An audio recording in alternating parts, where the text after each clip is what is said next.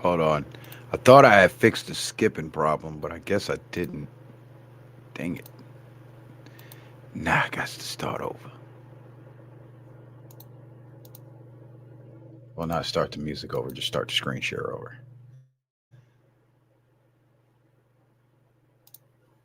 Hopefully that fixed it. That usually does.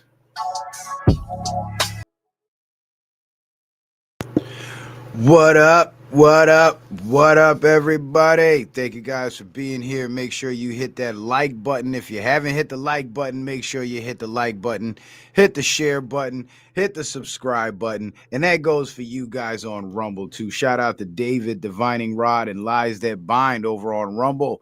Shout out to Beyond Elemental. Who else we got on? Who else we got? Let me see. There's a couple of folks.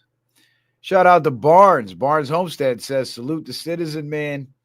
And the chat, Dan Bongino couldn't take the pressure and has resigned. Yeah, Dan Bongino is stepping down, man. Bongino stepping down. Shout out to Beyond Elemental, DC Legendary, Kevin Green, Corey Sims. He says, hello, Citizen Man TV. How's it going? Well, it's going, Corey. It's going. I just really hate the holidays. Like when I was a kid, I used to love the holidays. You know, cousins coming over, everybody's going to be there and shit. And then I became an adult and realized what a scam and a gimmick it was. And I started to dislike the holidays. And now that I've gone through so many loves and losses and heartbreaks and all that bullshit, I really hate the holidays because it always seems to happen around the holidays for some reason, you know, and I just can't, I'm just not, I'm the Grinch this year and I'm going to be Scrooge for the next 50 years. Because it's like everybody's like, oh, but you need to enjoy the holidays because that's when you spend time with the people you love and the people that love you and blah, blah, blah, blah. Well, I sure would like to meet those motherfuckers someday. I really would. I would love nothing more than to meet those people. And many a time I thought I have. And it turns out I didn't. So I just really hate the holidays. It's not my thing. Not my thing. And I'm not in the best of spirits right now because of that. I guess I'm getting the Christmas blues or whatever. But I say fuck Christmas. And if you really think about it, biblically, there is no Christmas in the Bible. There's no Christmas in the Bible. There's the birth of Jesus, and the timeline that it gives and the time of year that it indicates is not December, and they damn sure don't give a date of December 25th. So it's all bullshit. It's all bullshit anyway. Just like Thanksgiving, right? Everybody get together, eat the turkey and shit, and it turns out the history of Thanksgiving is about the settlers luring the Indians in, feeding them food, and then killing them when they go to sleep. Like, man, fuck the holidays, man. I hate the holidays. I just wish it was just another season like every other season. And you know, it's what it is. Barnes says don't be a Scrooge. I don't know, Barnes. It feels better being a Scrooge than trying to have that, you know, keep that Colgate smile and have the holiday spirit. It's a lot easier being Scrooge. You know, you tell me Merry Christmas, I was like, bah humbug, motherfucker. I hate this shit. I hate Christmas.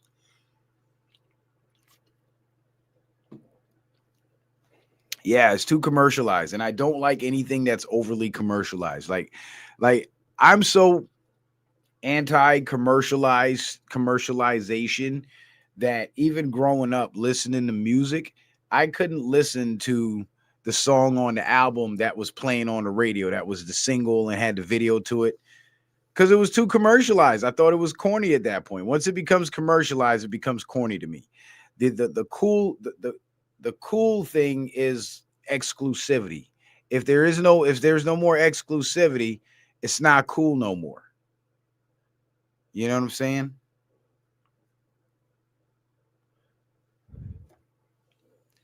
Like I want to hear the B side of the tape. I want to hear the songs that nobody heard yet. And it was funny because I heard Dame Dash say the same thing, where he's like, yeah, I don't listen to singles and music like that. I listen to the B side. I'm that guy that when you get in the car I'm gonna play some. I'm gonna put you on to some shit you ain't never heard before. And that's kind of how I am. I like to find new music that nobody's ever heard before. Now, if I'm at a party or a social event or something like that, and there's a DJ, of course, you got to go along with the masses and play the NPC game, and that's kind of what it feels like to me. Like the commercialized, the overly commercialized music, it feels like NPC programming almost. But because we're not NPCs and because I'm not an NPC, that program doesn't, my software can't support that programming. So it gets rejected. Maybe that's what it is. And shout out to B Miles. Speaking of NPCs, shout out to B Miles for that stream he did yesterday. It was pretty eye-opening. And it even sparked some light bulbs in my head. So we're gonna do a collaboration on that on the next collab that we do. We're going to talk about the NPCs like the Black Lives Matter and Antifa supporters and the liberals and the lefties, because he was talking about the crash outs, like the people that are so overwhelmed with Trump derangement syndrome and liberal propaganda that they actually go out and commit violence. And he called them the POCs, professional PCOs. I'm sorry, PCOs, POCs, people of color, but PCOs, professional crash outs. And then it dawned on me and I realized that the NPC army has different factions, right? Because there's the NPCs that are programmed to get violent and get loud and become disruptive and become aggressive and essentially crash out on you. Then there's the NPCs that are the pseudo intellectuals, the ones that think they know it all just because they get a few people to listen to them. They think they know it all and they think that they sound smart repeating the same propaganda that's been parroted on TV for the last 10 years. And then there's the blind followers. And the blind followers are not the professional crash outs, but they're the types that really don't get violent, don't get aggressive, but they believe the propaganda in their heart of hearts and they will stand by it and they will debate with you about it all day long and they will go cast their ballot for Democrat, vote blue, no matter who. Those types, the blind followers. So there's the crash outs, which are pretty much the enforcement wing of forcing the propaganda on you. And then there's the pseudo intellectuals, the ones that propagate the propaganda. And then there's the blind followers. So it's a bit of a hierarchy where you have at the very top the pseudo intellectuals that parrot the propaganda and propagate and preach the propaganda. And then the next level down is you have the blind followers, who are the ones that support and uphold the professional crash outs. So the professional crash outs are like the ones at the bottom. So the blind followers would be like the liberal parents that just hate Trump and hate everything Trump and hate America and whatnot. And then you got the crash outs that'll be like their teenage kids, like Rob Reiner, for example. Rob Reiner is a prime example, right? You got your Don Lemons, you got your Chris Cuomo's and all the mainstream media talking heads. Those are and your liberal college professors. Those are the pseudo intellectuals of the NPC army, right? And then you got the celebrities and the average individuals that believe the propaganda so wholeheartedly and they can't, they take every opportunity they get to express it. And if you dare debate with them, you're a bad person. Or if you dare disagree with them, you're a bad person, and they'll want to debate with you, but they won't actually debate. They'll just overtalk you and name call you. And then there's the crash outs, like Rob Reiner's son, Nick. The dope fiends, the failures in life, the ones that couldn't live up to their parents' expectations. So they end up dependent on their parents because they're too stupid to take care of themselves. They're too spoiled and too weakened to face the world on their own as an adult. And they reach a certain age and that feeling of being a loser starts to get to them. Because especially for the males, because as a man, once you reach a certain age, you're supposed to be able to operate at a certain level. No matter how much money you make or how much money you don't make, you're supposed to be able to operate at a certain level. And there's a lot of men that fucked off their younger years and now they're in their 40s, 30s, 40s, and 50s and can't take care of themselves. And so the pressures of life are starting to intensify and they're starting to see other men of their age group doing better than them, and it's weighing on them emotionally. Then you couple that with the fact that society doesn't really make it safe for men to actually talk about and express their feelings, so they bottle it all up. But because they're weak and because they make poor decisions, because they have bad judgment, or they're led by their emotions because they were raised by their mothers, or whatever the case may be, they become overwhelmed with those emotions, and then they crash out and lash out. And we see what happened to Rob Reiner and his wife. So there's the pseudo intellectuals, the blind followers, and the professional crash outs. Because you got to remember, the crash outs are crashing out because they don't have anything else going for themselves. They got nothing to lose, right? So they're the ones that are willing to put their lives on the line, go out and commit those crimes, go out and fight with ICE and all that, go out and join Antifa and get into gangs and burn shit down during riots and all that. They're the ones that are willing to do that because, well, they could use the extra paycheck from being a paid protester, and they get to let out some of their aggression. So why the hell not? And then, of course, there's the blind followers like the Starbucks manager and shit, and the nurses and shit, that just go along to get along. They don't really have much to say, but they believe the cause, and they make sure that those Democrats get elected every election cycle. Whether they got to vote 4 times, 5 times, 10 times, they will help cheat to make sure that Democrat gets elected. And then their teenage and young adult children would be the crash outs. So we're pretty much living in the era where we have a generation of crash outs that are too stupid for their own good. They live in a capitalist system that requires intelligence and diligence to make it to the top. And many of them remain at the bottom, and they stay in the slave class because they either lack the intelligence or they lack the diligence, or both. And it's due to a combination of bad parents, a weak sense of discipline in the home, and then you throw in the toxic music, the propaganda in the media, the propaganda on social media. And what do you have? You have a whole generation of young adults who have essentially failed in life, got nothing to lose, and they're willing to crash out. And that brings me to tonight's topic: turning America against itself. Have the social engineers destroyed the next generation? Now, that's a legitimate question, and I would like to get some of you guys' thoughts on that too. If you guys want to call in tonight, I welcome it. But have the social engineers destroyed the next generation? I don't know, because I'll say this. In our generation, for the millennials, in our generation, they have done a number on us. Because there's a lot of us that are in our mid to late 30s. I say between 35 and 42, I guess, in that age group. There's plenty of us that knew people back in the day that were on their way, that had sense in their head, that made good decisions. And then now you fast forward 20 years later, and they're fucked up in life. And you're wondering, how did that happen?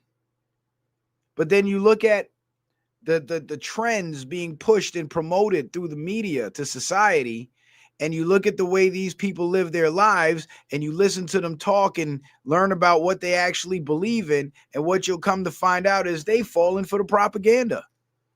That's what got them off track. They fell for the propaganda. How many young women are, mid to late 30s, got kids, never been married? Why? Because they're either being brainwashed by social media to believe a bunch of delusional shit, or they're surrounded by other women who are brainwashed by social media and believe a bunch of delusional shit that are then basically passing that delusional shit on to them. And with the young men, it's the same thing. You got these old geezers in their 40s out on the streets wearing colorful fitted hats with their pants sagging, trying to be quote unquote young OGs and stupid shit like that. And they're encouraging the young men to dress like a circus clown, carry yourself like a homosexual, follow the trends, not think for yourself, and be a crash dummy. So they've done a number on our generation. I'll say that.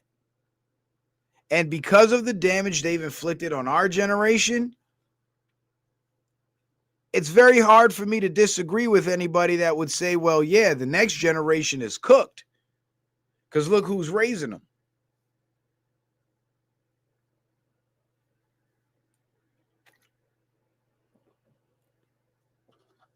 And I think for black people, we've got it the worst. But the reason why I can't really give a definitive answer about have the social engineers actually succeeded in destroying Gen Z, the next generation? Because there's plenty of us millennials who do have children, but we know better. So we teach them better.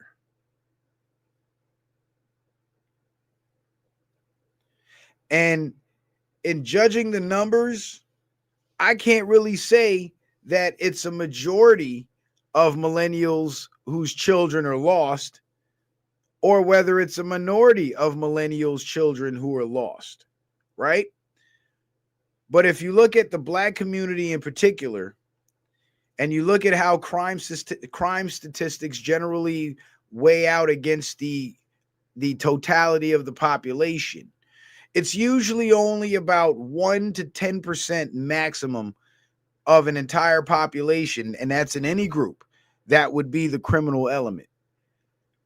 And if you look on social media, you'll see things being said like usual suspects and black fatigue and all this, because there's this overwhelming spike in black crime, in blacks committing crime. And they're usually young black kids, those young black boys with the spandex jeans on, and the girls with the weave and shit, and the stupid goofy ghetto shit. I'll tell you right now, a young black male with skinny jeans on scares the shit out of me. Like, I clutch my pistol if they come walking near me on the street. Because what? That's what's being fed to us through social media. All the criminals and the gangsters and the killers and the shooters and all that, they all got the skinny jeans on, sagging skinny jeans. So now I've even I guess to a degree, I've been programmed by social media, because these little hood dudes with the sagging skinny jeans make me nervous now. Because in my mind, that image is associated with violent crime. So when I come into contact with them, in the back of my mind, the thought of violence becomes more prevalent. Because when you look at the numbers, black people are 13% of the population, but they're responsible for the vast majority, for almost half the crime, if not the majority, right? I'm not sure about that statistic, but it's a little skewed, because when you chop that down to just amongst the black community, it's only about 5 to 10% of actual young black males that engage in crime. So you have this very small criminal group out of the entire aggregate population of black people. But this criminal group is so aggressive with their criminality that they account for a large percentage of the crime that's disproportionate to their percentage of the population.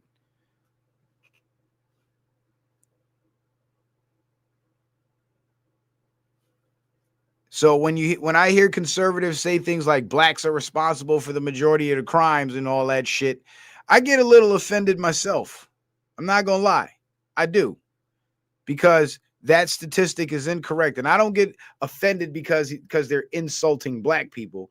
I get offended because now you went from intellectualism to pseudo-intellectualism, because you're making this blanket statement that seems to contradict the actual facts. It ain't black people in general.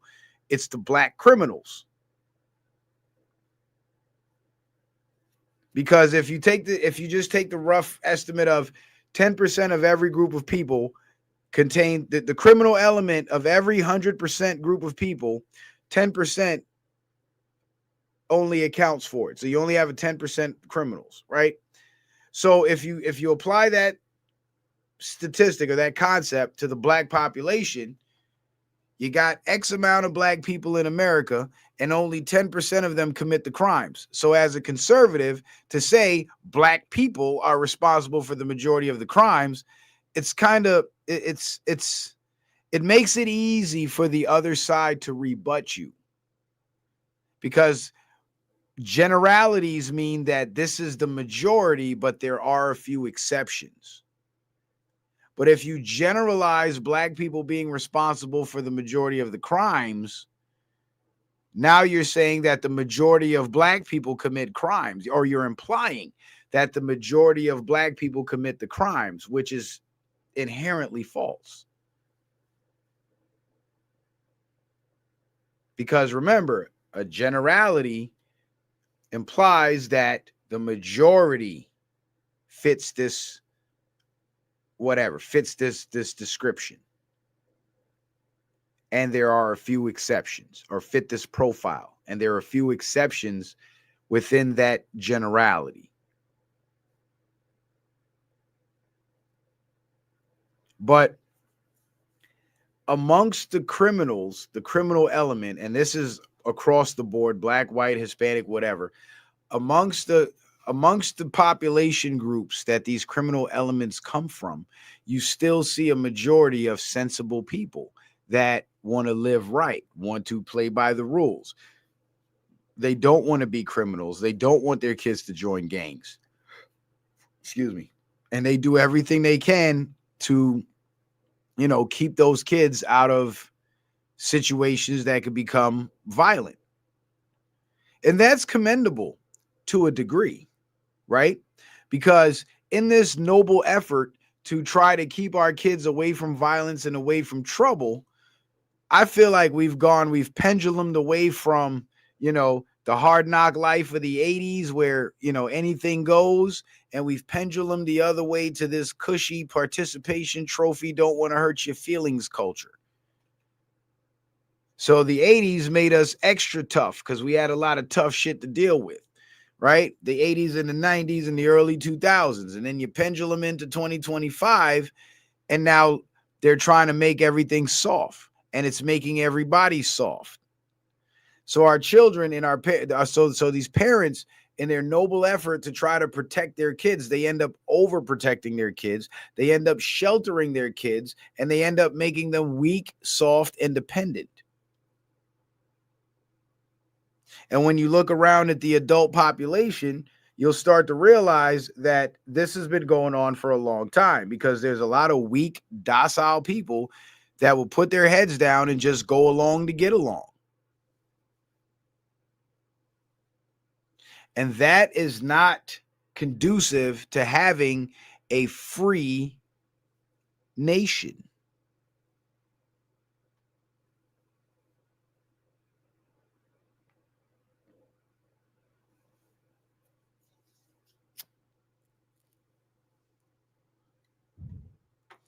You can't have a free nation if you're going to continue to have people in your population that are willing to give up their freedom for something from the government in exchange, which would be the illusion of protection. It don't work like that. You can't have a free population when you have people amongst your population that want to be enslaved. It doesn't work like that.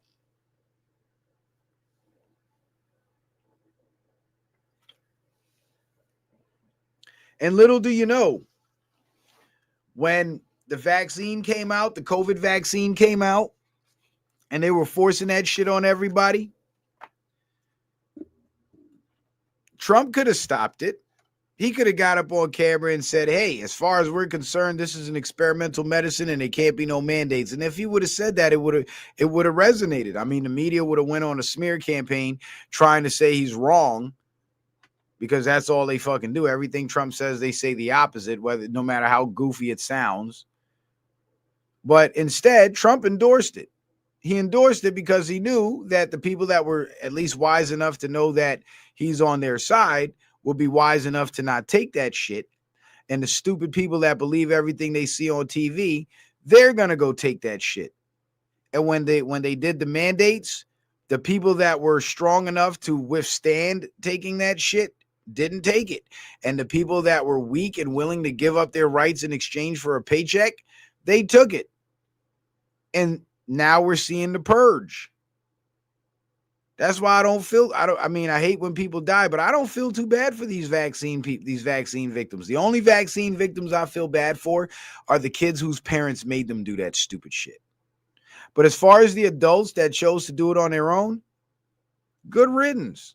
Because you're the reason why they try to force that shit on us in the first place. Because they knew you would comply. And they knew that there was millions more like you that would comply, and not only comply, but try to force the rest of us who know better to comply. You seen how they were acting with the masks. Everybody became a doctor overnight. Like, yes, I know your respiratory condition, so you go ahead and you put this mask on because I know better than you because Fauci told me. Like, it was the goofiest shit. And you cannot have a free country with those types of people.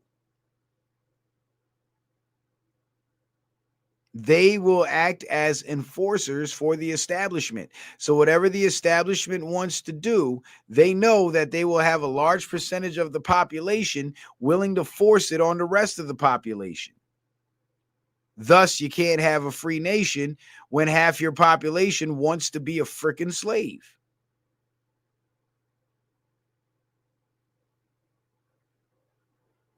Do you know that that's part of the reason why slavery in America lasted as long as it did? Because there were not enough slaves that were willing to die to be free. Too many of them were willing to live on their knees as slaves. And whenever one slave would pop up and say, hey, there's more of us than there is them, let's take this shit over, somebody would get scared and go tell. And then all types of ungodly things would happen to that would-be rebellious slave. That's what kept it going. Because the slave masters had enough slaves willing to sell out their fellow slaves in order to maintain the comforts that they were afforded. And that's literally what we're seeing in American politics. Too many slaves. Like, look at the EBT thing. Abolishing EBT would actually drastically decrease food prices. Almost overnight. But who was advocating for EBT?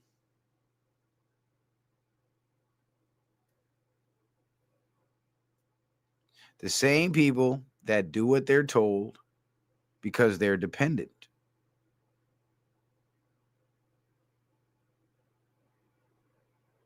Why do you think they have gatekeepers in almost every industry?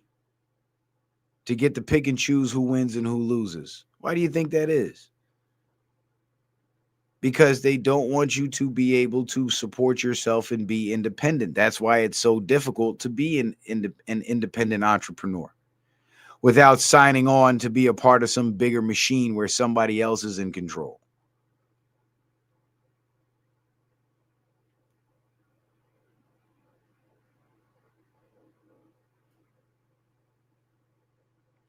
And they do have a strong grip on the minds of too many people our age, too many millennials.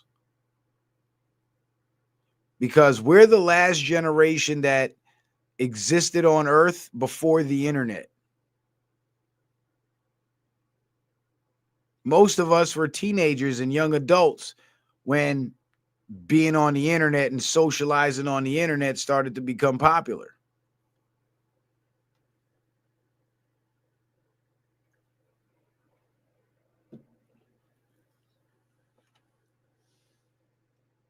But for our kids, the next generation, they were born with this, into this world where there's a physical world and there's a virtual world. And the virtual world is a lot more appeasing because it takes less work to get into the virtual world. You ain't got to get dressed and put on your shoes and go outside. You could just lay in bed and get on your phone or your computer and you're in the virtual world.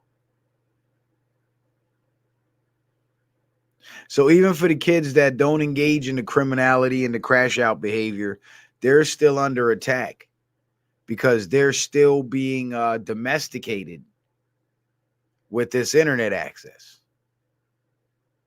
And most of them, they couldn't imagine life without a cell phone.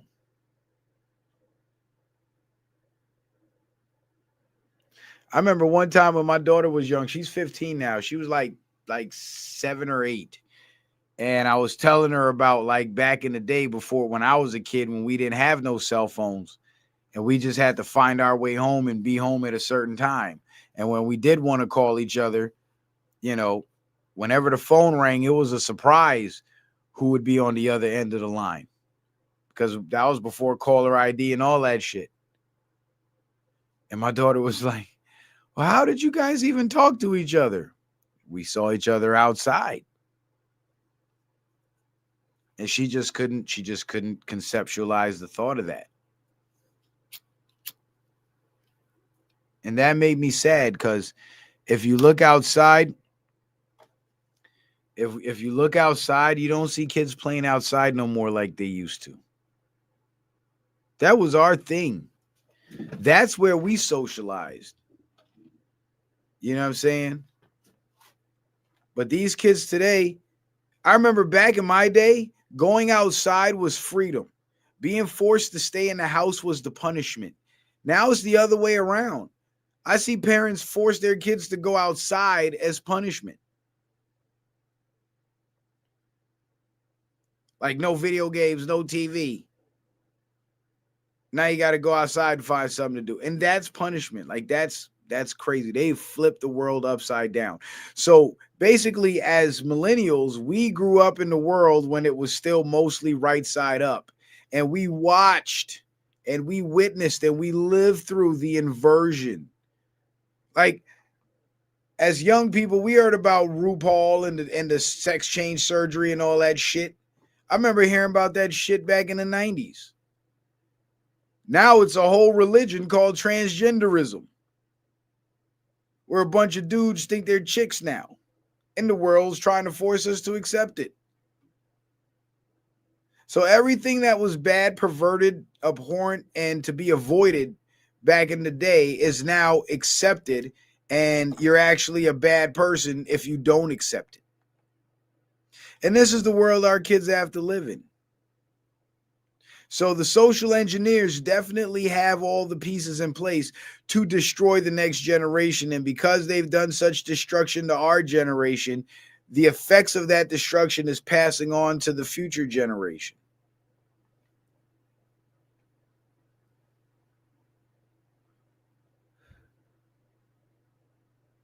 So I'd have to say, I give a split answer on that question. Have the social engineers destroyed the future generations? And I would have to say 75% yes, 25% no, because they might be able to destroy the majority of the future generation, but there'll always still be that minority of elite minds who the programming don't work on. And those will have to be the people to raise the next generation of kids who will all be fully awake.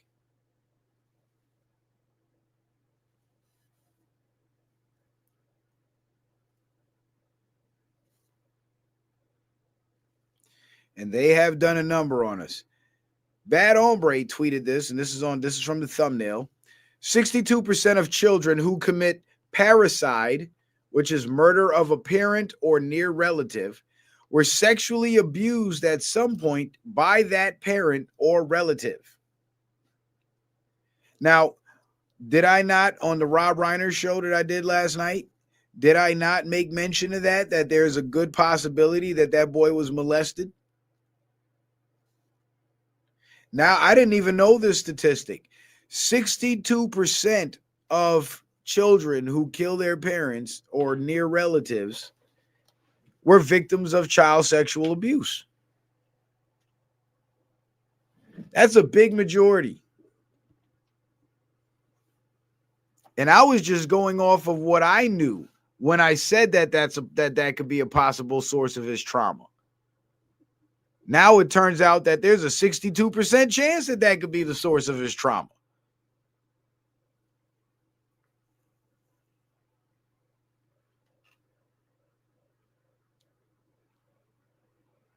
And that Trump derangement syndrome thing it's really damaging. Remember what I said on the last show? What I did about Rob Reiner, where I talked about how these liberals, they become so hateful that hate and that bad energy gets invited into their homes and it starts to affect their children, and it starts bringing curses on their children and destroying their children. Well, it ain't just Rob Reiner. General Michael Flynn says the target is our children, and I believe that 100%. And of course, Ford charged with plotting New Year's Eve attacks in Southern California, prosecutors say. And that I grabbed that story. I got the whole article. But I grabbed that story just to illustrate how dangerous these people are. And the kids that they're raising seem to be even more dangerous because they're raising crash outs.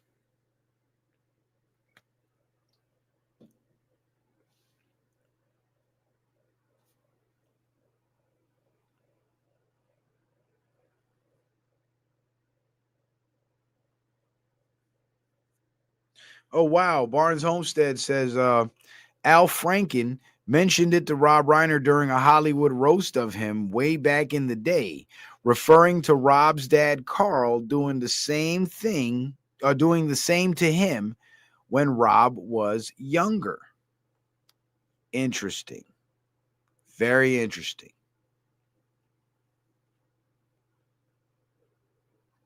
And I was just speculating when I said that about Nick Reiner.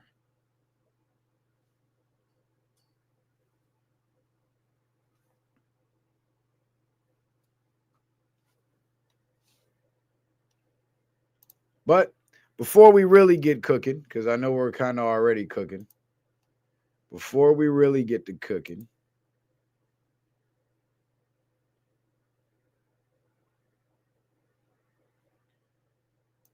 let me do this. Stop share. Share window. Open window. Share window. There we go. All right, so let's cook. Let's cook, shall we? Please, please, please, guys, go subscribe to the Citizen Man Backup channel on YouTube in case they zap me over here on Citizen Man TV.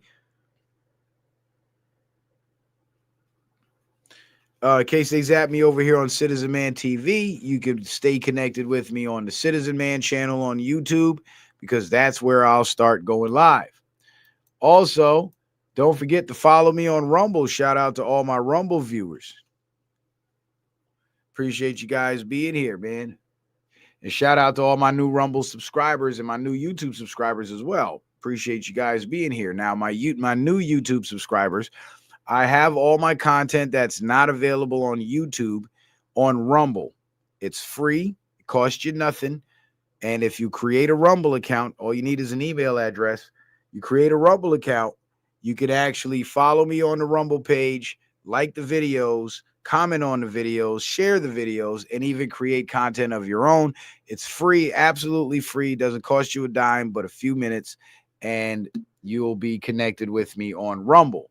Because the YouTube streams that I do that I can't keep up on YouTube or that YouTube takes down are available on Rumble. And I got a whole catalog of almost 540 videos on Rumble.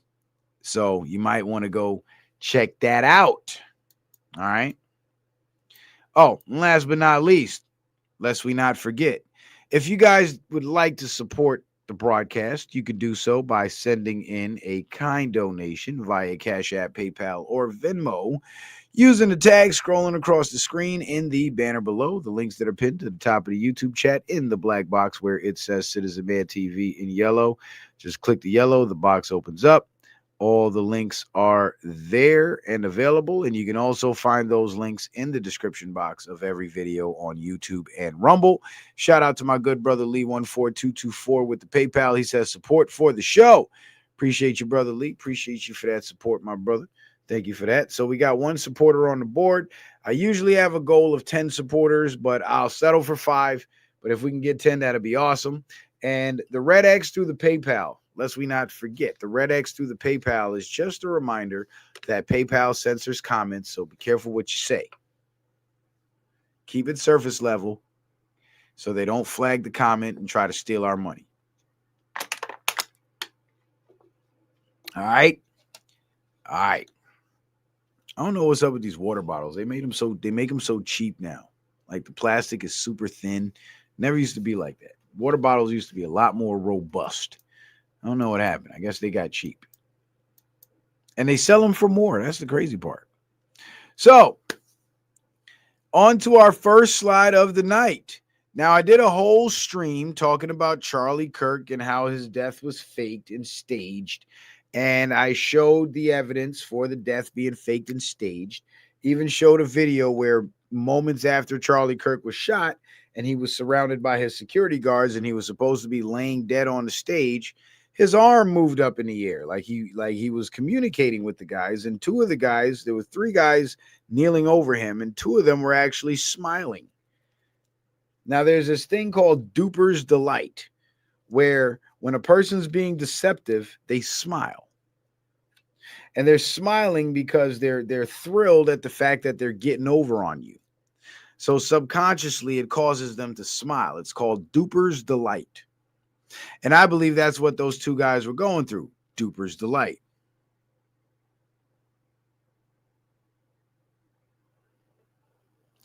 But the Egyptian military was involved. Of course, the Trump administration was involved. And I believe it was a sting operation to draw out several potential shooters to come to that college campus, stage that event so they can get photos of all those guys running away in the melee and properly identify them.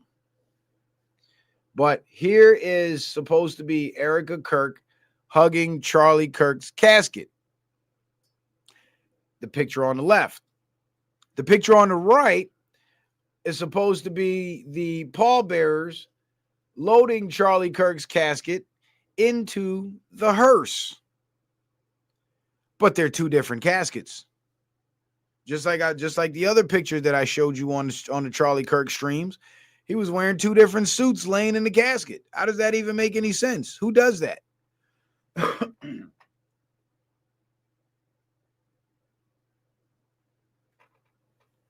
And then not to mention that weird ass picture of Charlie on top of the casket. That's kind of weird looking. It's all fake. It's all fake. And this is proof positive, in my opinion, that Charlie Kirk's death was complete. Charlie Kirk faked his death. And I think that the Patriots were sending the signal the whole time to let us know that, but it went over too many people's heads because Kash Patel said, Charlie, I'll see you in Valhalla. Turns out Valhalla is a word that they use to refer to an island that's used for government witness protection.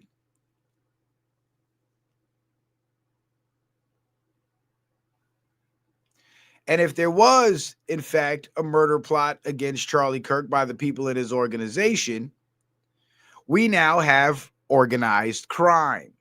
And when there's organized crime, witnesses are necessary. So Charlie Kirk fakes his death. The FBI gauges everybody's reaction, and now they know who's involved.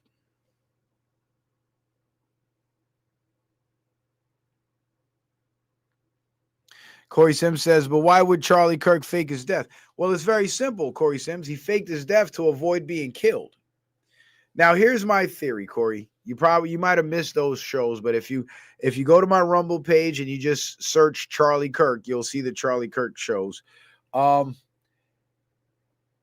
he turned against Israel, Turning Point USA Security, in conjunction and in league with the Israeli government and the French government, decided that they were going to execute Charlie Kirk. And that Utah University campus is where they were planning on doing it. So the Trump administration, having the highest level of intel in the world possible at their disposal, they knew about this. Charlie knew about this too. So let's just say Charlie would have reached out to his man Trump for help. Now Charlie's got the full force of the U.S. military and all their allies around the world behind him. So what do? You show up at the college campus where your enemies are planning to kill you. You have your enemies show up. You have the shooter get in position to kill you. And then boom, you fake your own death before that shooter gets a shot off. Now that shooter has to flee the scene because a man just got shot apparently, and you're laying prone on a rooftop with a rifle in your hand. Not a good look, buddy. Not a good look at all. So what's he going to do? Pack up his shit and run away. Expose himself, get caught, get blamed for it. Now that he's blamed for it and charged with murder, guess what he's going to do? He's going to sing like a canary. He's going to tell the feds everybody that was involved. At least what he knows of. And from the information he turns over to the FBI now follows up on that information and finds other players involved. So, long story short, Charlie Kirk faked his death because he knew they were going to kill him. And, well, if you're already dead, nobody goes looking to kill a dead man. So you get the heat off yourself. If these people want you dead and word spreads that you're dead, guess what? They're not going to come looking for you to kill you no more. You've just insulated yourself. And I believe that's why Charlie Kirk faked his death. And everybody at Turning Point USA who actually believe that Charlie Kirk is dead are running around like chickens with their heads cut off, panicking because they know the heat's coming down. So you kill two birds. You save the potential victim of the killers and you catch the killers all in one shot. So it would actually suit Charlie Kirk to fake his death. That's the only way he could escape it. Other than utterly destroying his career, taking his content solely online where he can broadcast from a safe location and be protected.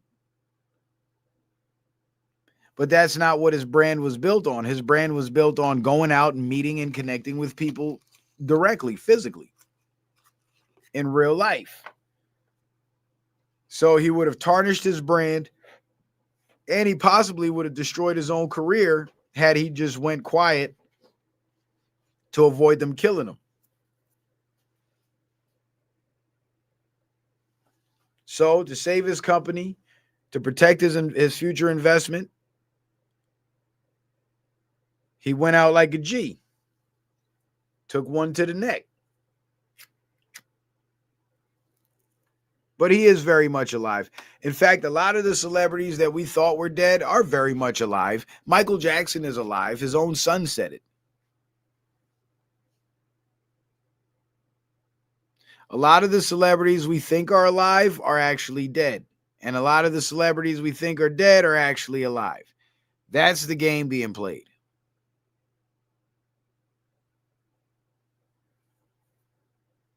Yeah, I see the Al Franken clip, Barnes. Thank you for that.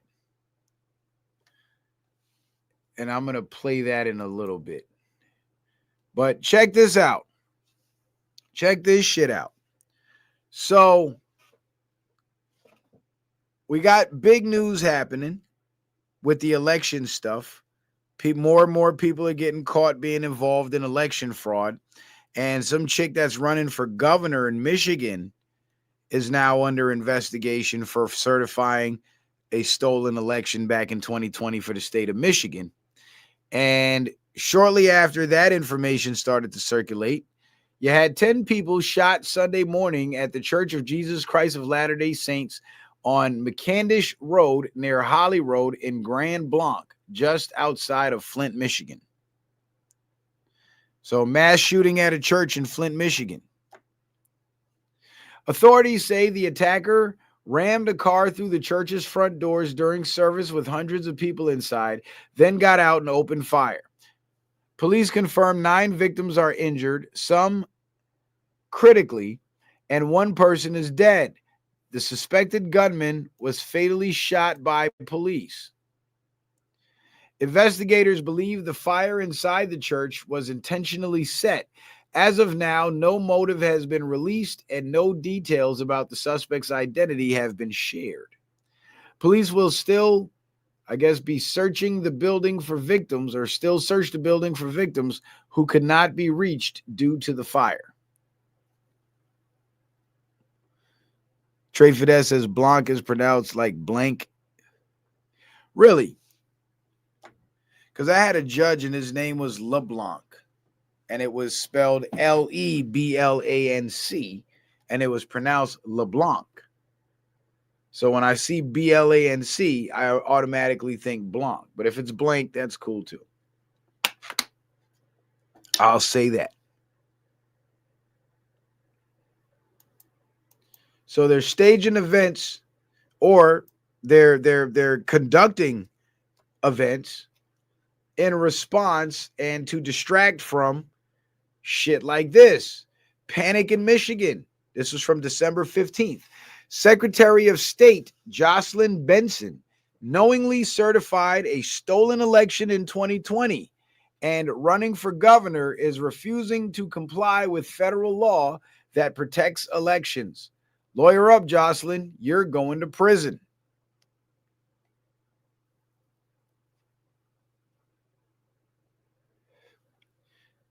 Trey Finesse says, only way I know, I'm from Michigan. Interesting, Trey Finesse. Didn't know that.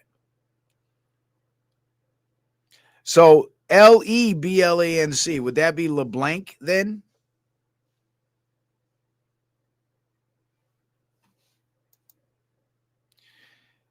And it's not just Michigan that's under fire for the 2020 election fraud. The Justice Department has now sued 18 states in an effort to access voter data. Now, remember, the supremacy clause in the Constitution explicitly states that federal authority trumps state authority. So why is it that the federal Justice Department has to sue these states for access to voter data? It should immediately be turned over. And the people refusing to turn it over should be indicted and charged with, or indicted for obstructing federal officers.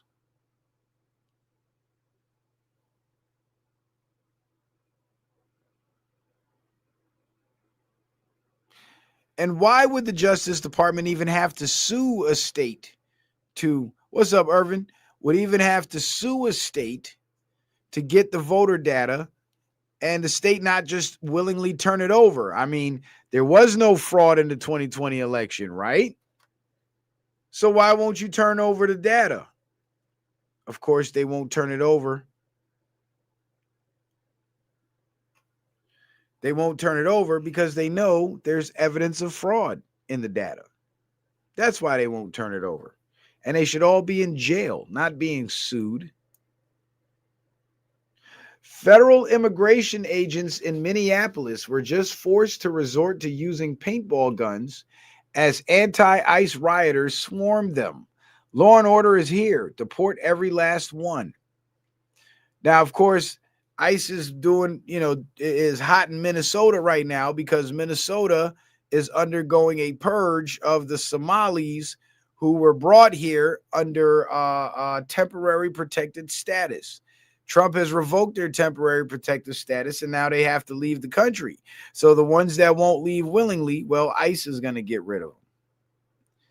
And these clowns out here that are obstructing ICE and forcing ICE to use pepper balls on their ass, they don't realize that they're advocating for the overrunning of America by foreign populations. They're advocating for foreign influence to control America.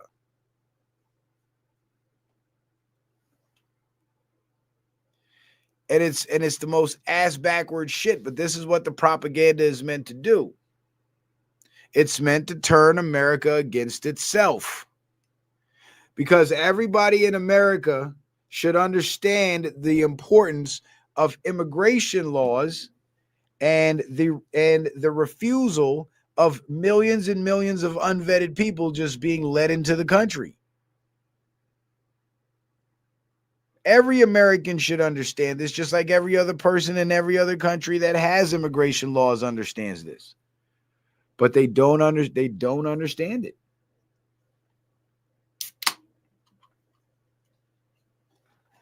They think somehow the government is wrong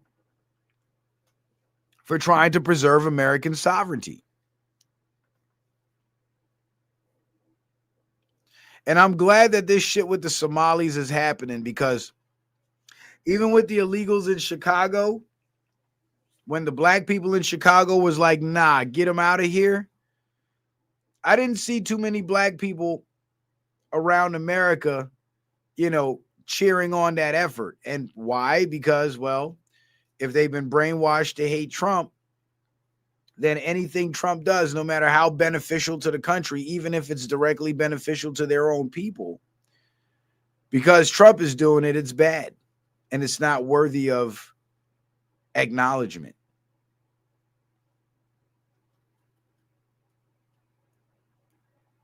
So they would rather advocate for the influx of an entire foreign population to take their places than to acknowledge that what Trump is doing with these deportations is the right thing to do for the country.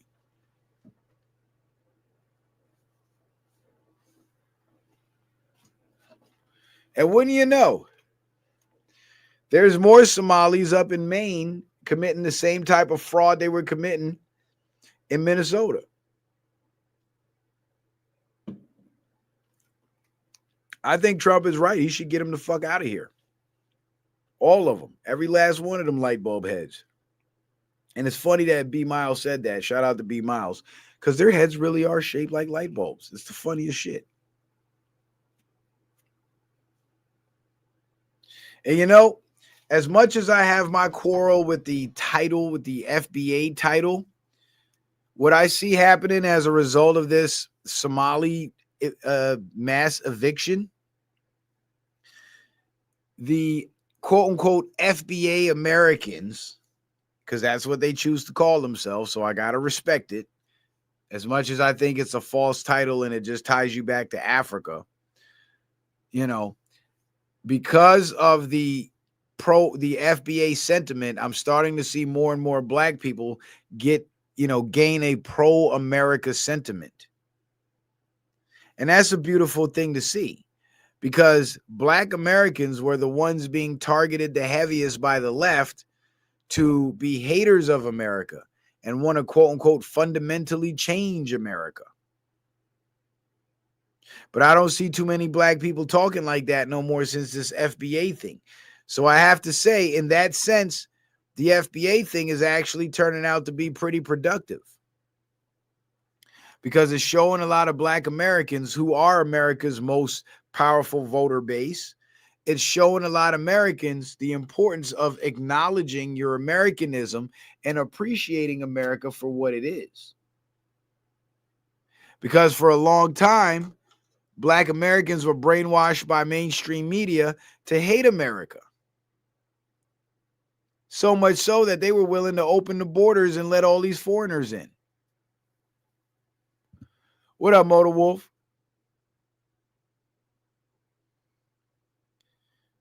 They were being taught to hate America, but what the FBA thing has done is it's reversed that.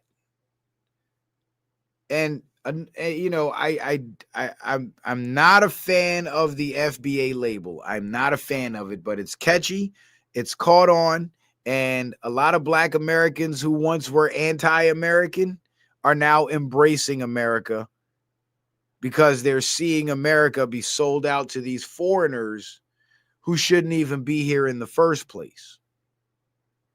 And that's galvanizing all the American people.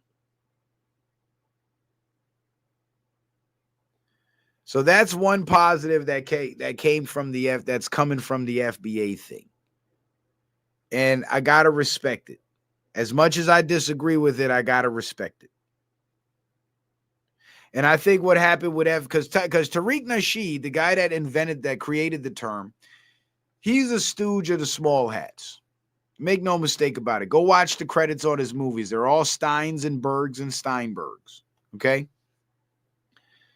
And I think that what they were trying to do is they were using him to try to Jesse Jackson black people again. Like how Jesse Jackson came up with African American. Everybody adopted it, thought it was cool, and got behind it. Right? But the real goal in the African American term was to promote Pan-Africanism and continue to push the idea that black people in the Western Hemisphere came from Africa. All of them, which is not true. The majority of them are actually indigenous people to these lands. So I think what the small hats try to do with Tariq Nasheed was throw out a more covert form of the term African American by renaming it FBA, but the definition still involves Africans coming over here. So it can't be in reference to indigenous people.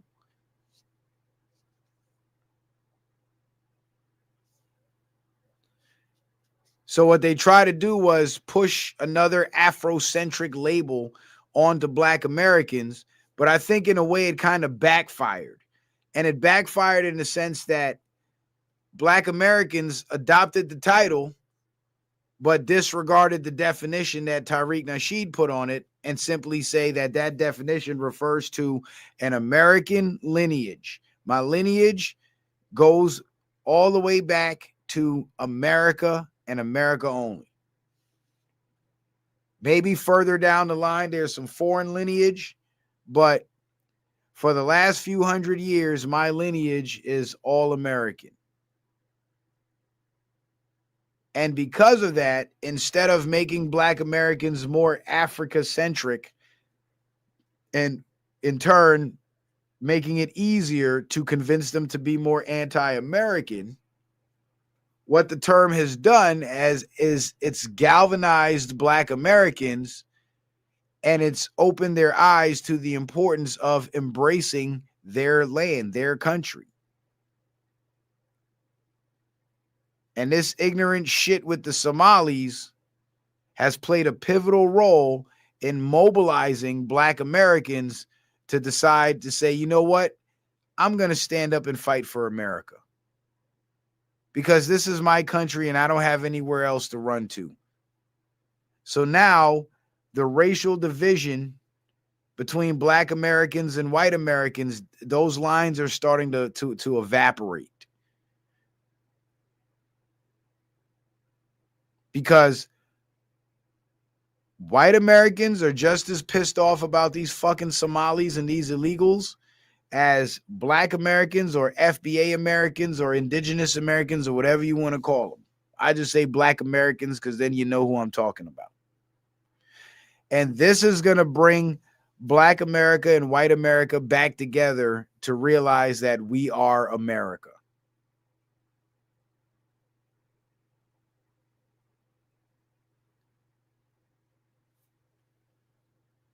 We might have our differences. We might have our issues historically, but today in the modern day, you are my American brother. I don't care what color you are. That's what it's doing.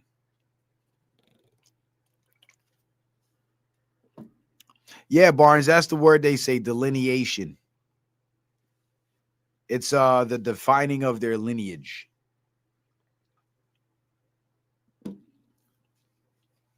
Delineating their bloodline. So I got to say this. I disagree with the original definition of the FBA term, Tariq Nasheed's definition of the FBA term, because one, it involves ties to Africa, and two, I have a very hard time following a fag. So, yeah. But on the other hand, I have to say that I respect it. And if that's what they choose, that's what you choose to call yourself, I can't do nothing but respect it. Because even in my disagreement with Tariq Nasheed's sassy definition, whatever you define it as, I have to respect it. And I have no problem respecting it because you choosing that path is leading you back to appreciating America. So now in this fight for America against these foreign powers, you now become my ally. And I'm good with that. Because before me and you start beefing about what our differences are, let's get these illegals and these freeloaders the fuck up out of here first. Let's do that. Let's clear the board first, and then we'll arrange our chess pieces, and then we'll commence competing with one another. But right now, we're unified. We're the same. We're on the same team. We are Team America. We're not Team Somalia. We're not Team Venezuela. We're not Team Ukraine. We are Team America. We're not Team Israel.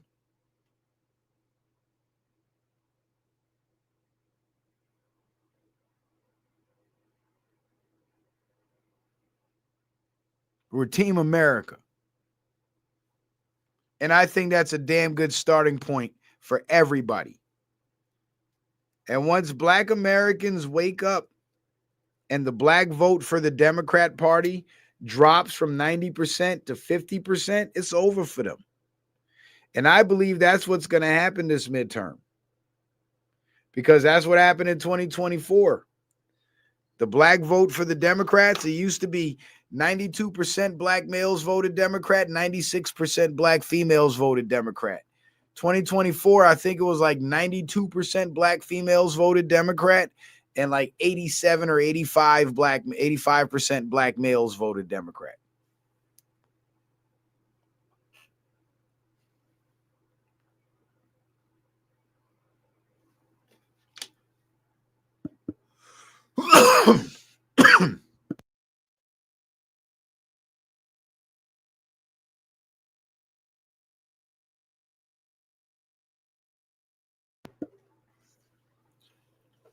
So the men made the shift first because the men are the providers, the men are the breadwinners, the men do business, the men are thinking logically and thinking business. So naturally, after 4 years of Democrat rule, they're going to vote for Trump because Trump is good for business. And the women, because they're led by their emotions, and the Democrats' entire campaign is emotionally driven, well, they're going to maintain a majority black woman vote. The black women are going to be a little slower to come over to the other side, but they will eventually. And I think 2026 is going to reflect that.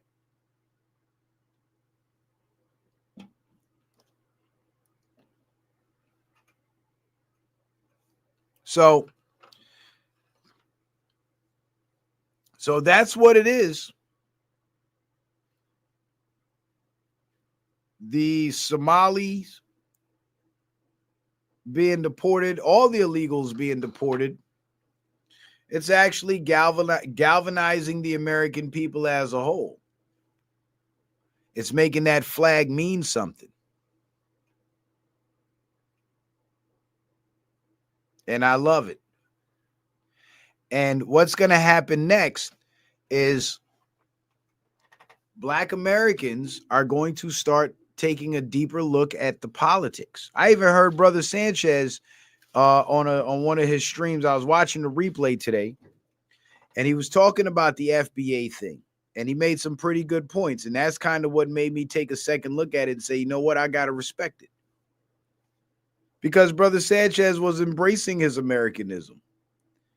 And he also said something that shocked me. He almost sounded like me, which is a far cry from the bro Sanchez from 2-3 years ago. And what he said was, if these foreign enemies are using the political system against me, how can I ever solve that problem if I don't get involved politically? And I was taken aback. I almost clutched my pearls. Like, I couldn't believe he said that. And at first I wanted to get mad, like, this motherfucker be listening to me. But then I was like, this motherfucker be listening to me. You know, and it was a little delightful to hear him say that, because now people are starting to see the importance of the politics. 4 years of bad politics from the Democrats under Biden, and this is the result of it. And now we have good politics under Trump, and this is what needs to be done. Get him the fuck out of here.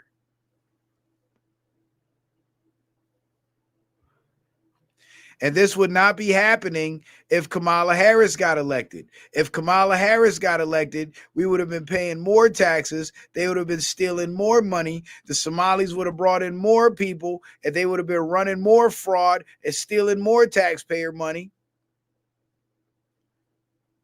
And more foreigners would have been pouring in until Black Americans disappeared. White Americans disappeared. Everywhere you go, it feels like a foreign country. And America wouldn't be America anymore.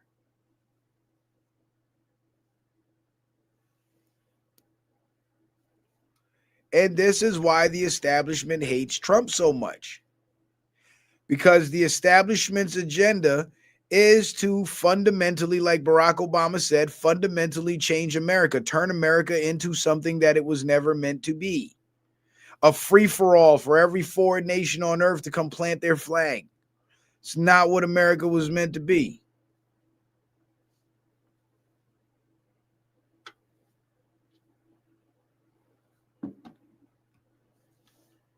And Trump is trying to prevent that. So in order to stop Trump from preventing that and allow that agenda to move forward, they have to demonize Trump. They have to get people to hate Trump, because if people hate Trump, they're not going to listen to him. I don't listen to people I don't like. If I don't like you, I have no reason to listen to you. The only way I'll listen to you is if you're threatening me. That's it.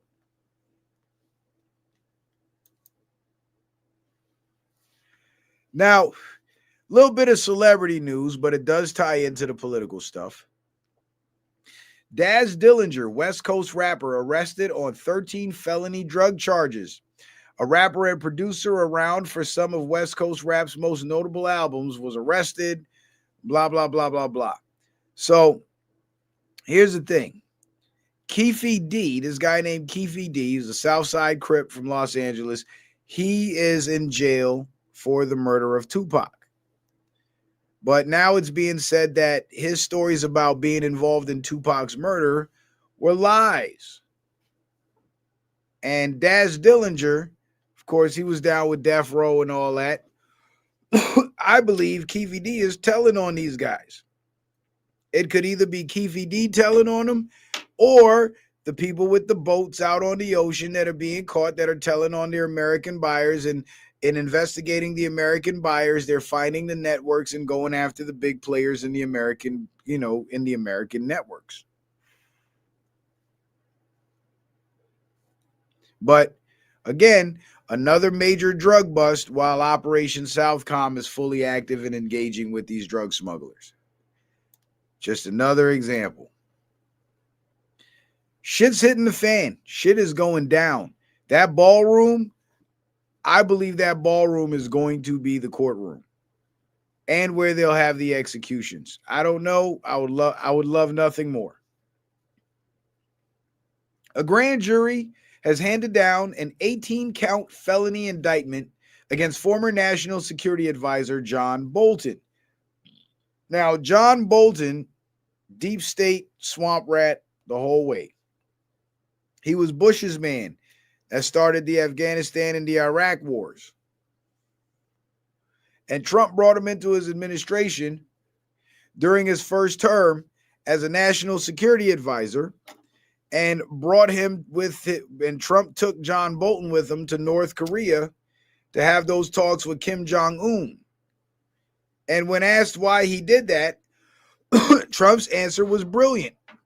He said, John Bolton is the type of guy that if he sits down at the table with the world leader and says, we will wage war on you, He makes that war happen. And he's done it. So with Kim Jong-un knowing that, I'll have John Bolton sit at the table with me so my threats come across a little more, a little better. So if I threaten to take action against North Korea and they see John Bolton sitting there knowing that this is the guy that starts wars, well, they'll know I'm serious. So essentially, he used John Bolton as muscle in the North Korea meetings and then got rid of him, then kicked him out of the administration. And now his house was raided a few months ago during the summer, and now he's got an 18-count felony indictment.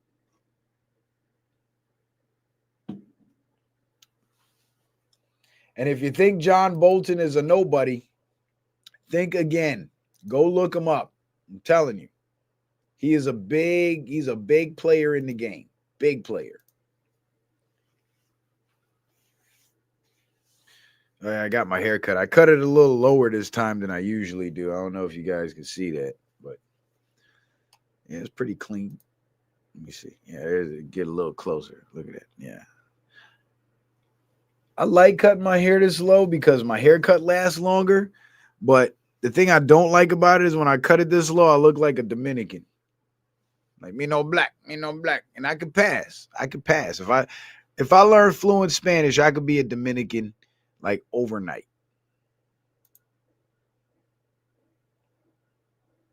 But I don't know Spanish like that, so it ain't really gonna work. I could do a hell of a Sammy Sosa accent, but that's, they'll know I'm bullshitting. Julie Donuts says we cannot get justice in this justice system. They are all captured. That's why it will be the military. They committed heinous crimes, treason, sedition, crimes against humanity, election fraud. For any doubters, make sure to bookmark this. And that's why I'm showing this to you guys now, so you can go ahead and bookmark this. Because by the time that ballroom is finished, shit will have hit the fan with these people. Now, Trump put out a post on Truth Social about Venezuela. Let me see if I can pull it up in the other gallery. It looks a little small there. I don't know if you guys can see that. Yep.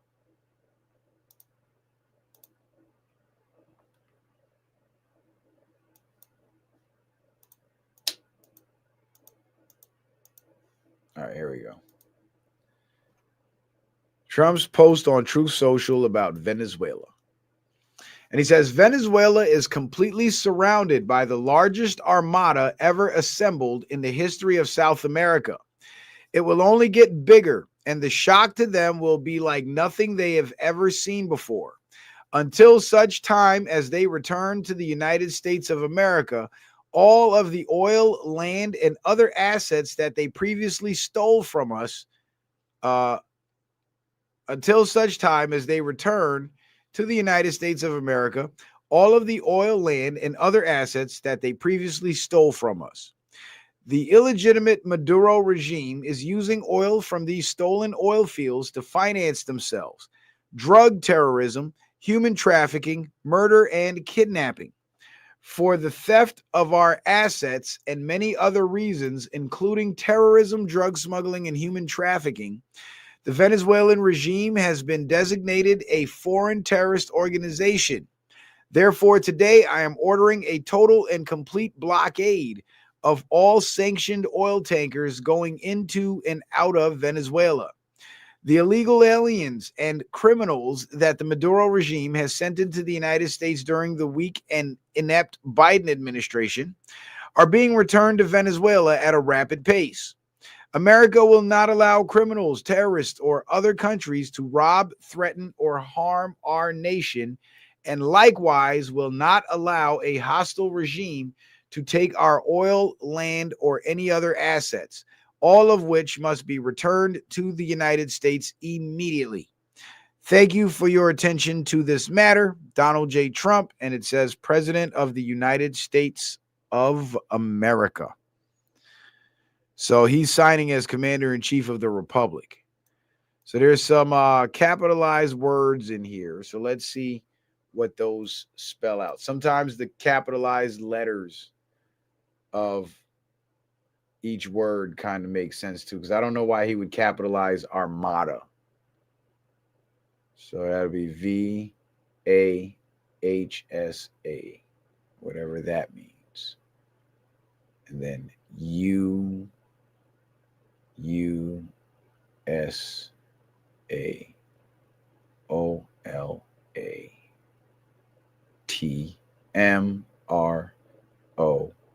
See, he capitalizes the O in oil. O. DTHTMKF.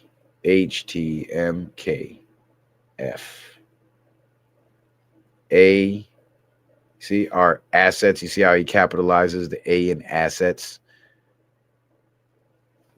This is actually grammatically incorrect, but he did that on purpose. That's a code. He's coding something here. ATDSHTVR. And then foreign terrorist organization. A total and complete blockade of all sanctioned oil tankers. And then there's more capitalized letters. Look, criminals capitalized. You see that? Right there. Terrorists capitalized. There's no need to capitalize that. Countries capitalized. You see that? He's coding something in here. I'm going to have to decode this. NHROL.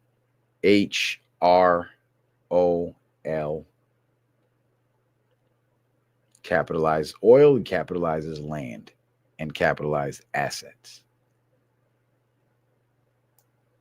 So, foreign terrorist organization, a total and complete blockade of all sanctioned oil tankers immediately. So that's pretty much the short form of what this note says. So Trump has implemented a total blockade of all oil tankers going in and out of Venezuela. That means that Trump means business. That means he is not playing around. And he probably will attack Venezuela if he felt the need to. But I'm definitely going to decode that note, because when I was getting ready for the show, I did not notice that that note was written that way, because I hadn't read it. And I usually don't read them all the way. I kind of skim through to get the gist of what it's about, to see if it will fit in the show or not. But I don't exactly, read into it too deep, because I like to do that live on the show, so you guys can get my reaction with, with your own reaction, so you can see that it's organic.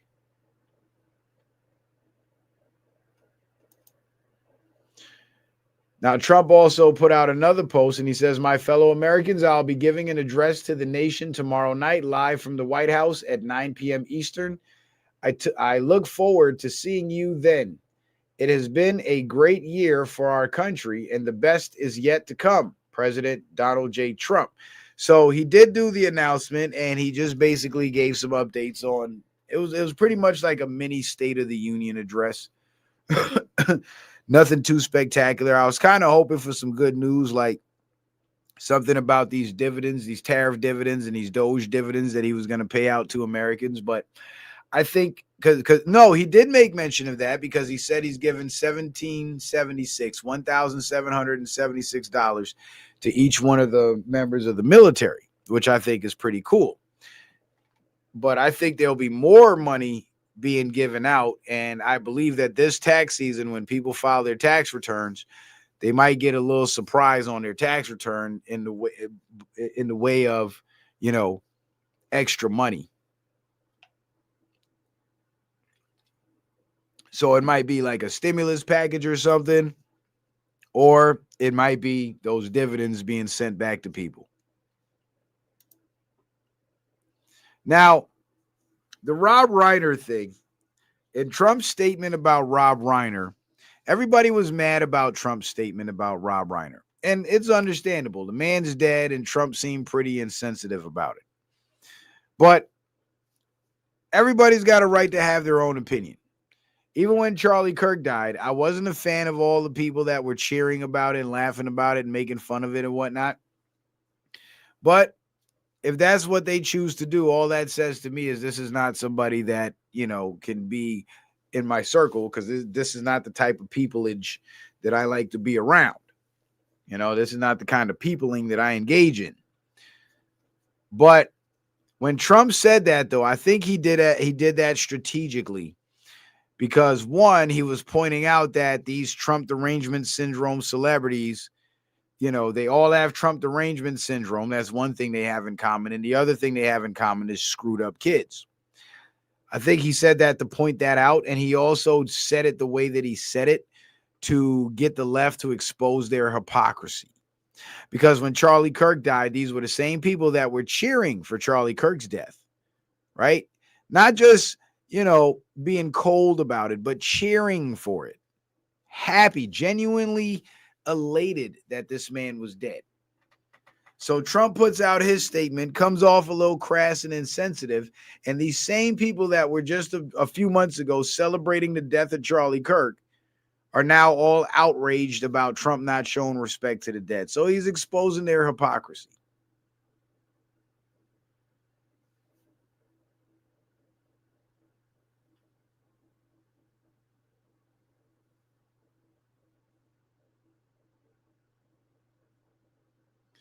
He's exposing the hypocrisy, and it's working like a charm because these people, they move off a knee-jerk reaction. So they can't help themselves.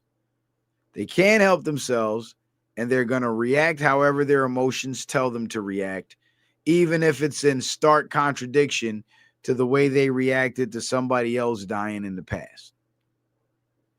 In the very near past, not 30 years ago, more like 30 days ago. But Jenny Walls put this on Facebook. I don't know who Jenny Walls is. She's just a person and happened to show up on my feed, and I thought it was interesting enough to share because I didn't know all these facts.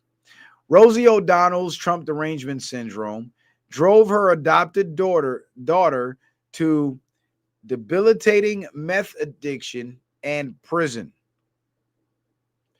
Robert De Niro's Trump derangement syndrome drove his son to transgenderism and promiscuity.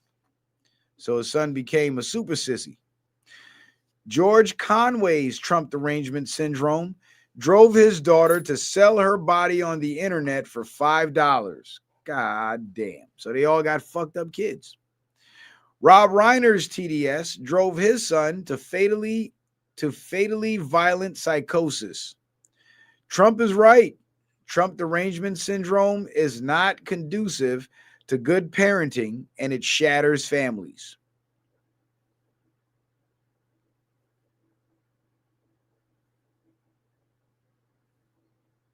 I'm going to just leave that there for a second. Yeah, I think I'm going to, just leave that there for a second.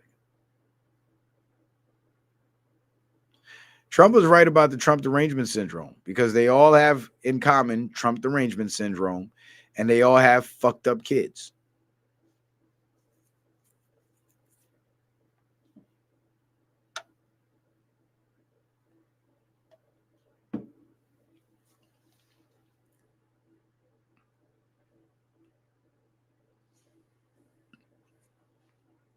So while everybody's getting mad at Trump for saying what he said about Rob Reiner's Trump derangement syndrome, we see a clear pattern of these people having Trump derangement syndrome and it having negative effects on their kids.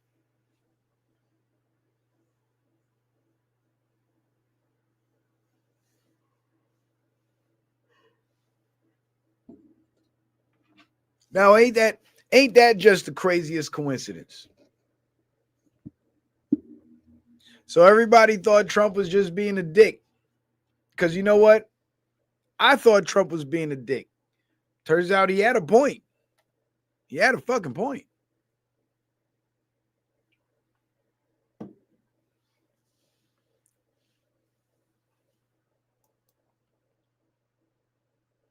And of course, this is that stat from the thumbnail.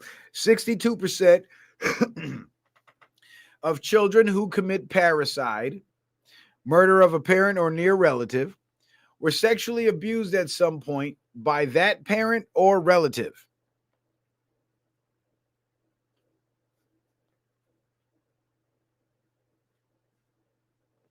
And that brings me to the next point, which is that link that Barnes Homestead dropped in the chat. See if I can find it. Yep. Found it. I don't know if I can click it, though. I don't know if I can click it on the computer, Barnes. This is not cool. All right. I know what I'll do. You guys, don't forget to hit the Cash App, PayPal, or Venmo. Support the show. Oh, good. It's only 1 minute long. That's perfect. So let me share it to my email.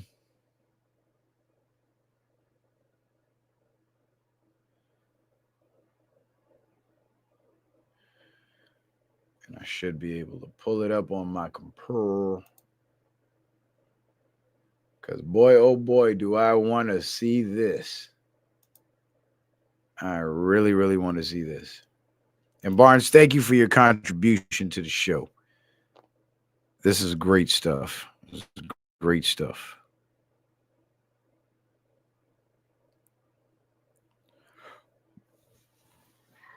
Excuse me.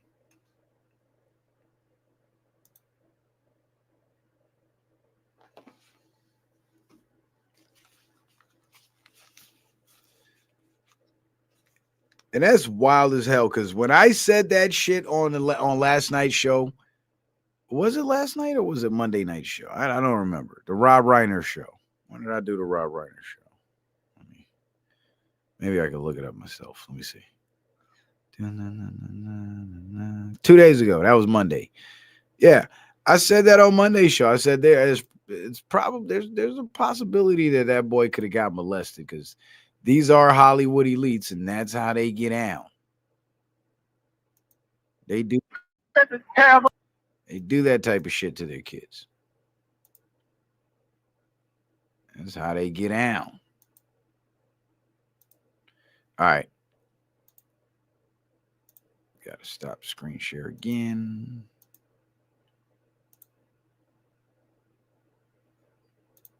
Share the YouTube. All right, y'all ready? I said, are you ready?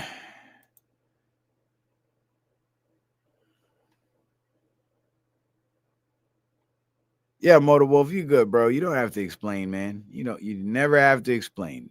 Do it if you want. Don't do it if you don't want to, or if you can't. You don't have to tell me that, man. You're all good. I won't get mad at y'all for not donating. I mean, it's a little disappointing, but I can't get mad at y'all for beggars can't be choosers. You know what I'm saying? Like, you're kind enough to show up to the show and interact in the chat, which helps the show all. This is terrible. Which helps the show all in itself. You know what I'm saying? So I'll never be mad at you because you can't donate, man. It's all good. All right, let's watch this video. Let's check this video out. This is terrible. This is one of the worst catastrophes in the world. See, as a baby, Rob was routinely beaten by his father, Carl. On a typical night, Carl would slip into Rob's bed,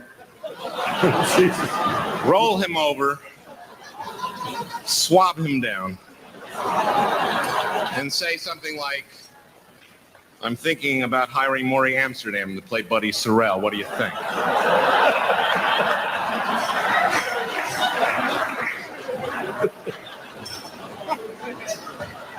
Well, the success of the Dick Van... It's very hard for me to find this funny, by the way. Dyke show changed things dramatically. Carl started inviting many of his famous friends to son. Damn. This is worse than you made it sound, Barnes.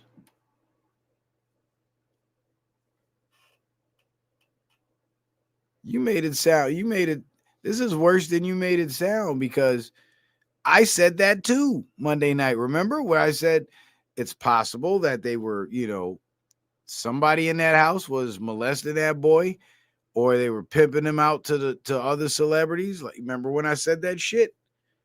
Al Franken is making. I had not even seen this video. I had no idea this video even existed until Barnes just said it.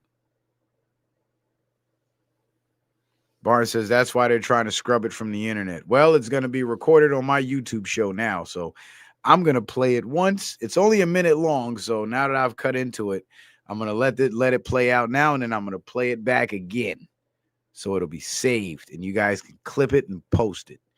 And I'll tell you what, if you really want to make some fire content, you take the clip from my Monday show where I made mention of this and put the date on it, right? Like time stamp it, date stamp it. And then you follow it up with the clip from this show with me showing this video, and then date stamp that. And then you'll have some fire ass content. I just don't have time to do that shit, but I guess I should start doing it because I'm pretty good at cutting and clipping videos. This is terrible. This is one of the worst catastrophes in the world. All right, let's play it back uninterrupted. But I'm going to go full screen. Let's do that. Now play it back uninterrupted.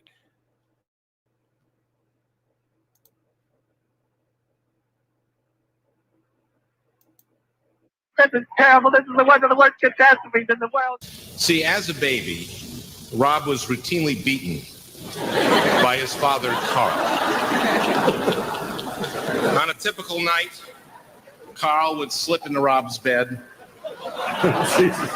roll him over, swab him down, and say something like, "I'm thinking about hiring Maury Amsterdam to play Buddy Sorrell. What do you think?"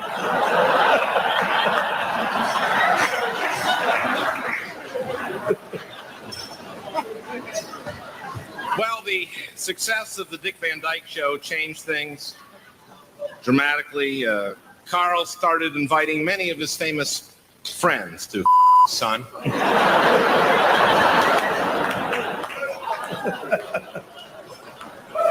This is terrible. This is one of the worst catastrophes in the world.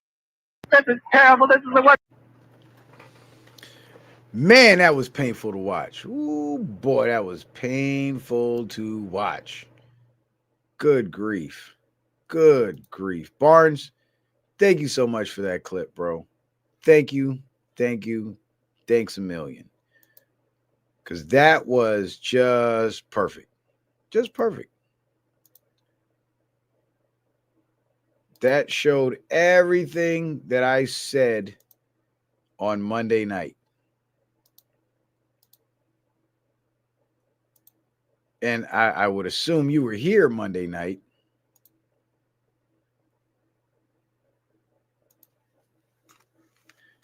Because you're usually here every show. So that, that's probably what made you think about that.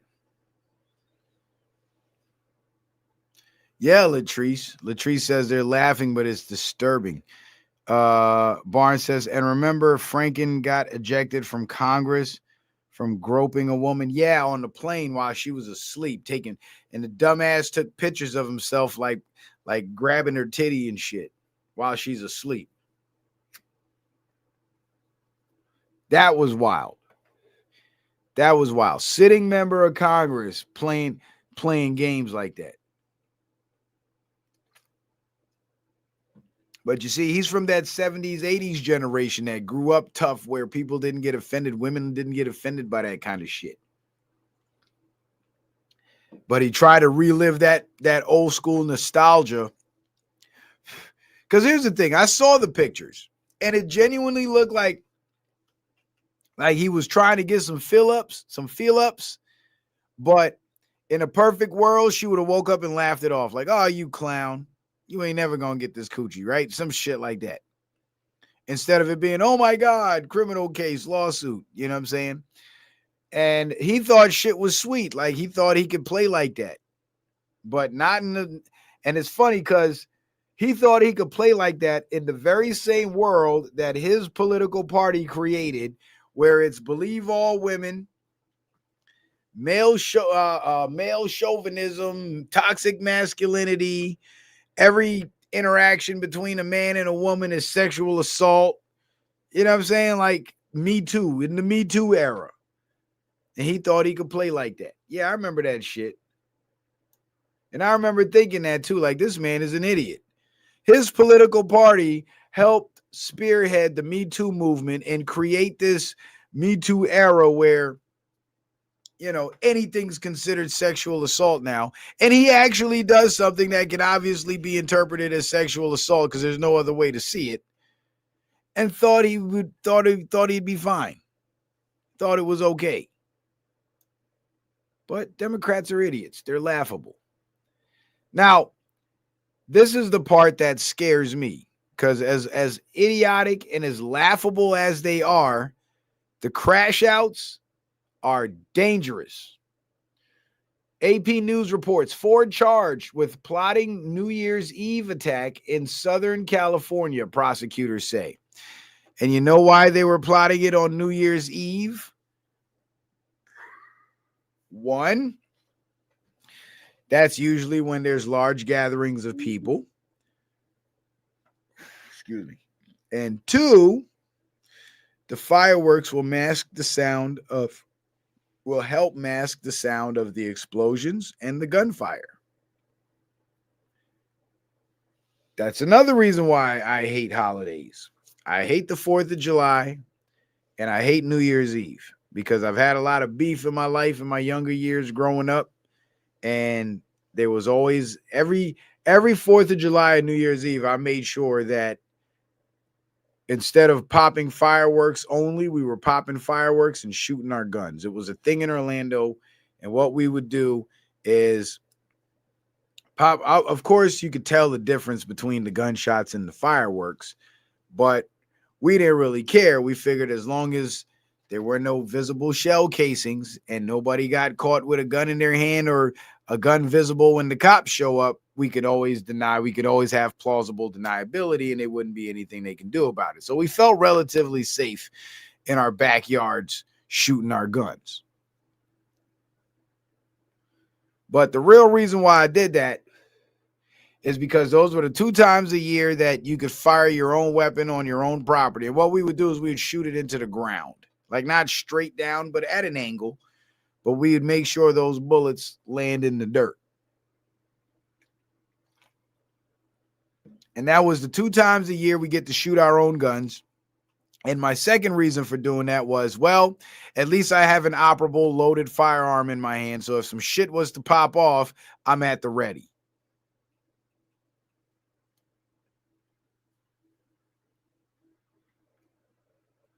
And I also, the very next day, got too used to hearing about the horror stories of the drive-by shootings and the shootouts that happened the night before while the fireworks were going off. So I always kept this thought in my mind, like, if there was somebody out there that was willing to come do harm to me with a firearm, this would be the night for them to do it. So I was always on guard on those days. So yeah, I'd enjoy myself and participate in the festivities, but that paranoid thought was always in the back of my mind, and for that reason, I'm not really fond of the 4th of July, nor am I fond of New Year's, because I'm on edge. And as somebody that's been shot before, I'm sure you can understand why. Shout out to Andrew P. with the super chat. He says, in the old days, sexual abuse was less reported. Yeah, sexual abuse was less reported because there was no financial incentive, you see. Once they made it to where women could sue men for this and get money from them, everything became sexual abuse. They incentivized it. That's what changed.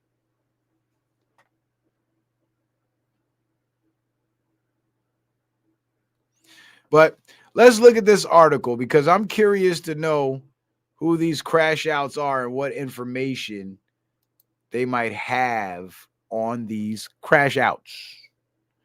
So, got to stop the screen share again. I'm going to reshare, but I'm going to share this article. Can y'all see it?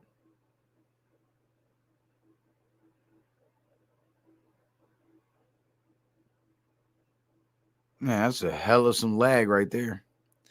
4 charged with plotting New Year's Eve attacks in Southern California, prosecutors say. And these are the 4.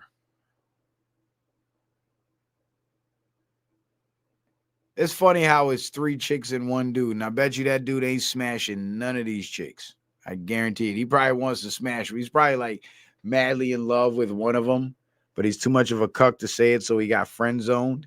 And now he's a patsy. Andrew P. says we need to bring back asylums. Hey,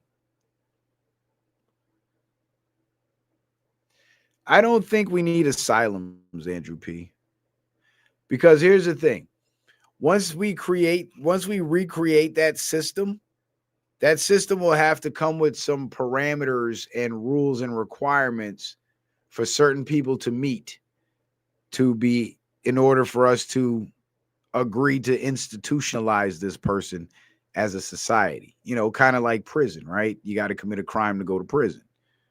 So in coming up with the rules and requirements and parameters for inpatients in these asylums, those rules can be written so vaguely that they can use it to target anybody. So there's a bit of a threat to those of us who choose not to go along with the system if we were to re-implement the mental asylum system. I think what we need is a purge, honestly. I think what we need is a purge. That's what I think. I think a purge is necessary. Either they crash out and go to prison or they crash out and go to hell. That's what I think. Fuck a mental asylum, because these people are so screwed up in the head that there ain't no saving them. They're irredeemable at this point because they've lived, because remember, these are grown adults. So they've lived their entire lives from the time they were young children being propagandized.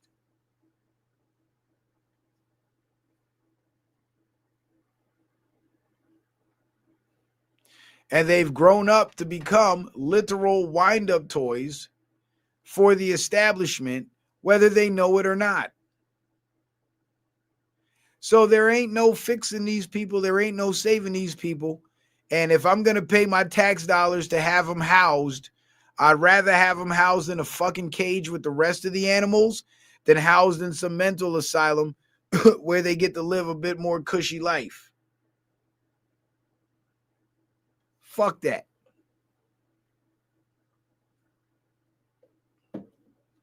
Prison is the mental asylum. Throw their asses in prison or throw their asses in the dirt. Either way, they need to be thrown away.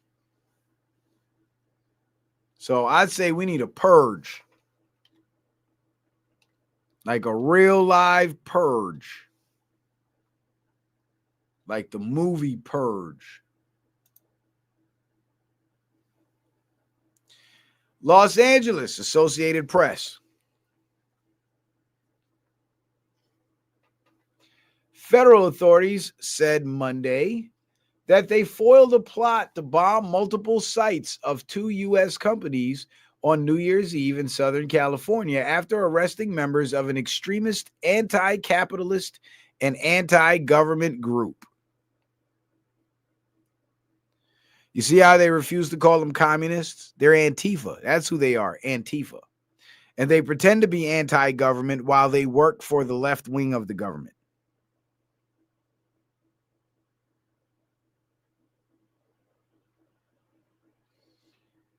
Purple BTW says Alabama John said he wants to talk to you right now. Okay, let me see. He's on Rumble. Let me look him up real quick. Alabama John.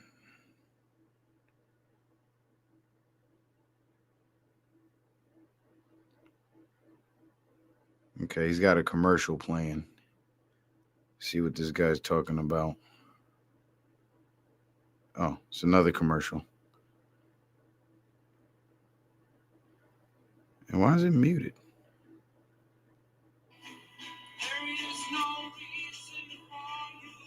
Why, when I'm digging holes outside, I find oyster shells with holes drilled through them? Okay. How long is he going to be live, Purple? How long is Alabama John going to be live?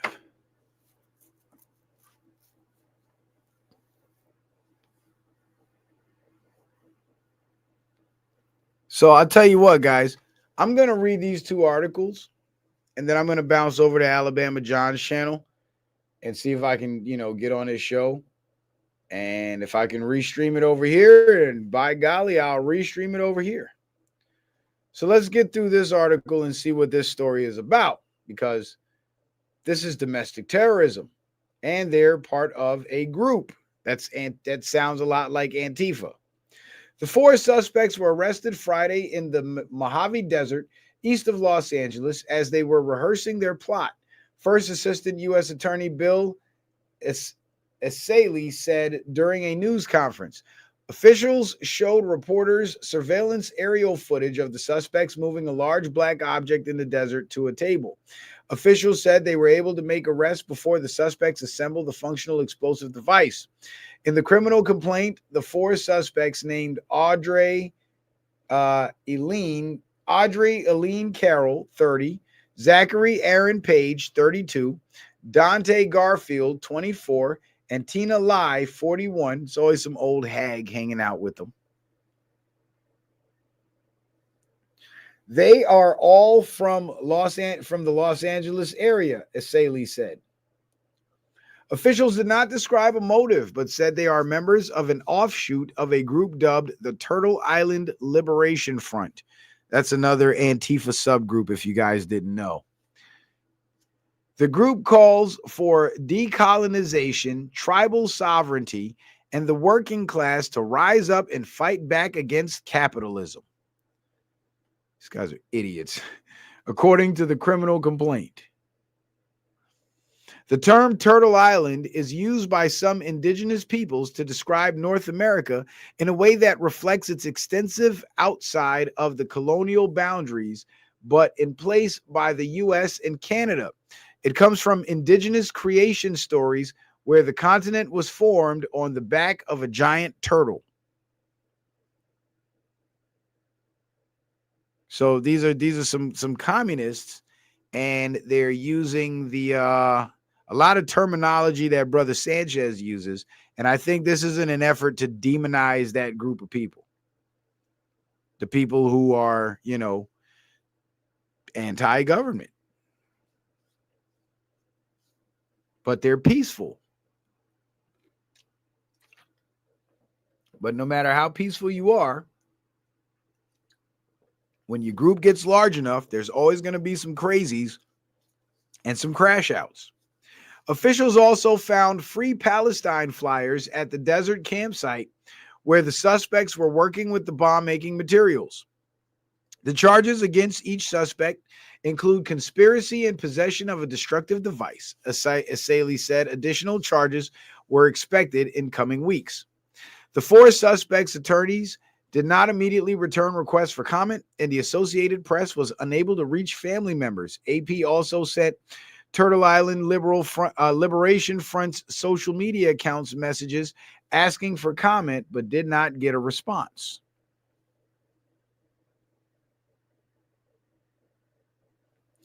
Alleged plot had multiple targets. Essayli said Carroll last month created a detailed plan to bomb 5 or more business locations across Southern California on New Year's Eve. He declined to name the companies, but described them as Amazon-type logistical centers.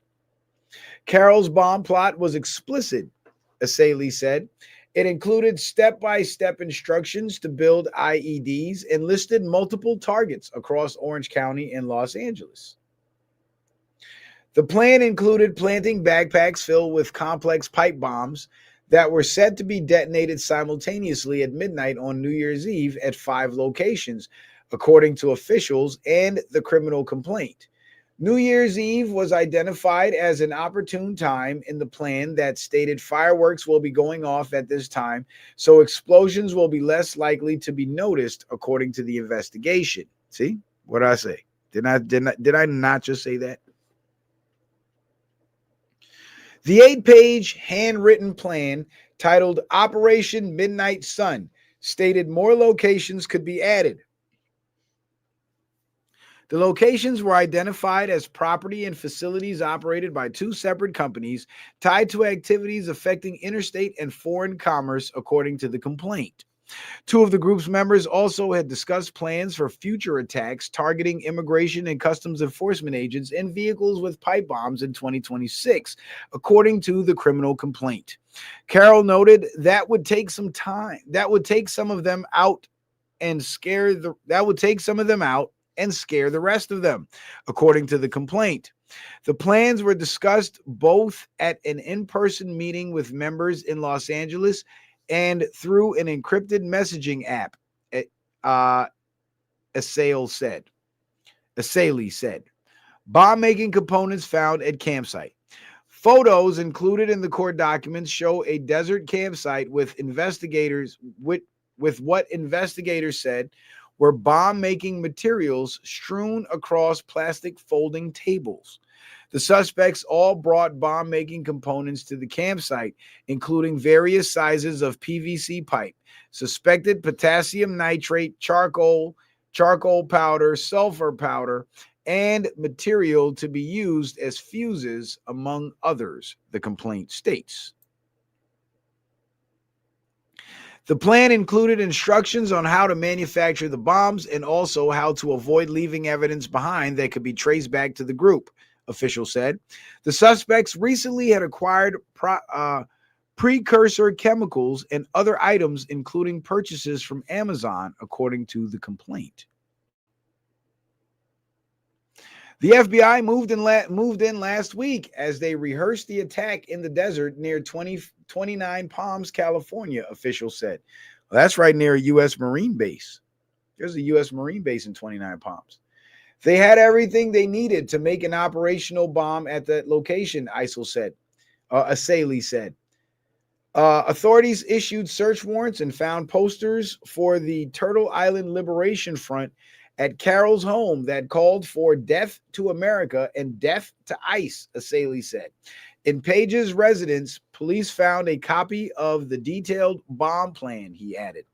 Los Angeles Police Chief Jim McDonald said while federal and local officials disagree on the Trump administration's immigration raids, they come together still to protect residents. The LAPD does not stop people or take action for any reason related to immigration status, and it doesn't enforce immigration laws and a practice that has been in place for 45 years. The successful disruption of this plot is a powerful testament to the strength of our unified response, McDonald said. The suspects were taken into custody without incident. They were scheduled to appear in court in Los Angeles Monday afternoon. Watson reported from San Diego. Associated Press journalists Jessica Hill in Las Vegas and Graham Lee Brewer in Norman, Oklahoma contributed to this report. So let's go back and look at one thing in particular that I want you guys to take note of.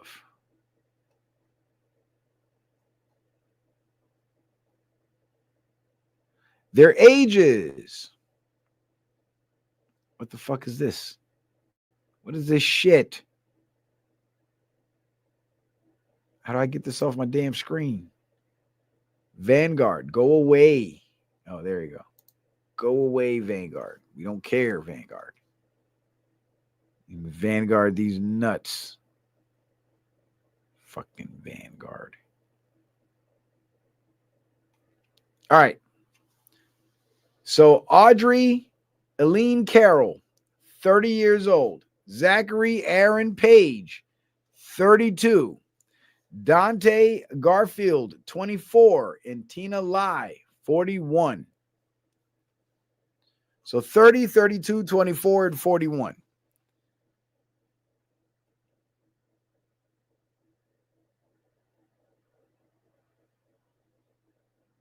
So that's Audrey Carroll.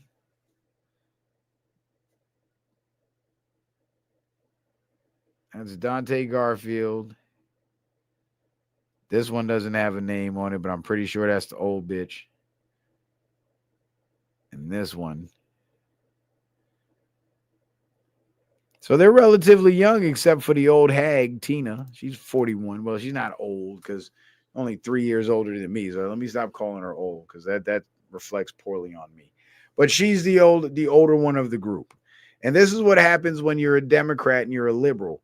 You're woman. You get led by women, but the women that you choose to lead you are goofy as hell and can't lead themselves.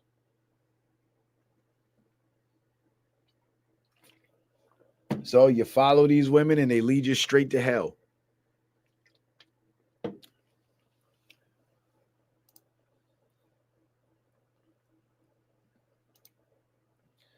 Now, there's one more article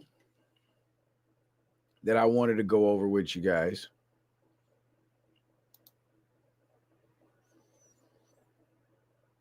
Let me pull that one up. Do.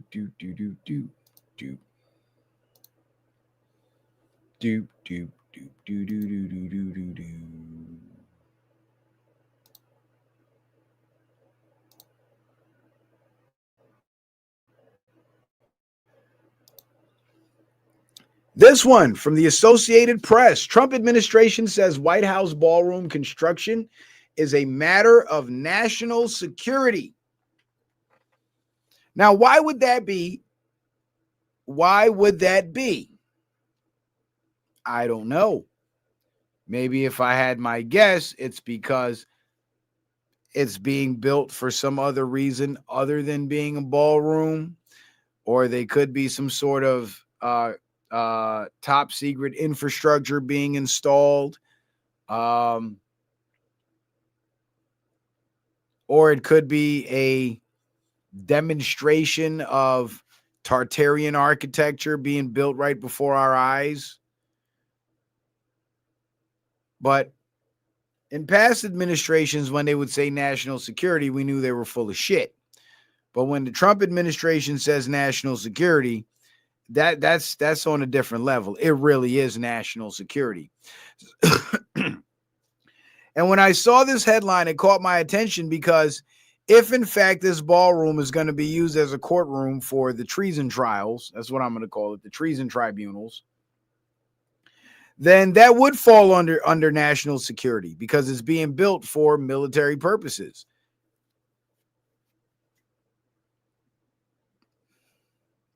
So when I saw this headline, it immediately kind of reinforced my thought that perhaps the Trump administration will be using this grand ballroom as some sort of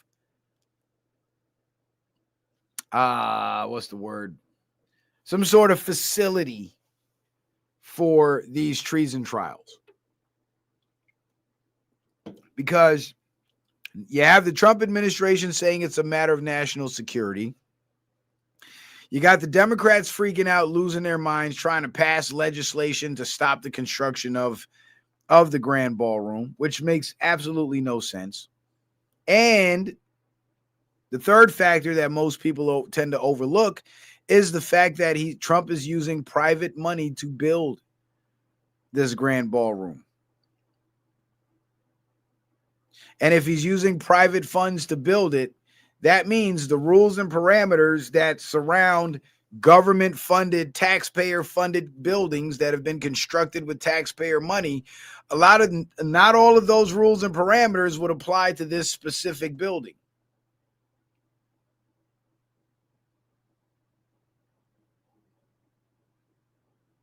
because as it stands, members of Congress cannot be held. Trials against members of Congress cannot be held, or military tribunals cannot be held in the White House.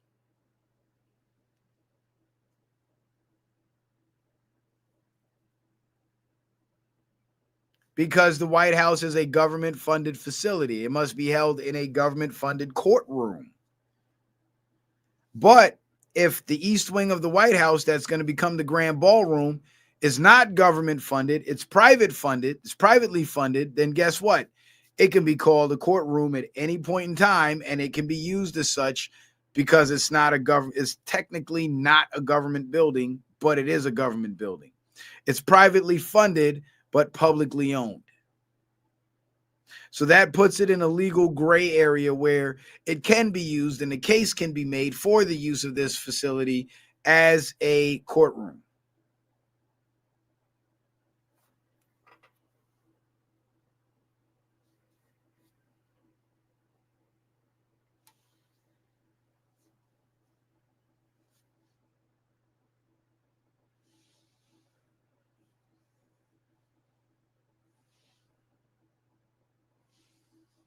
So let's see what the Trump administration, what their explanation is for this. And that's the construction site. Man, I love construction sites.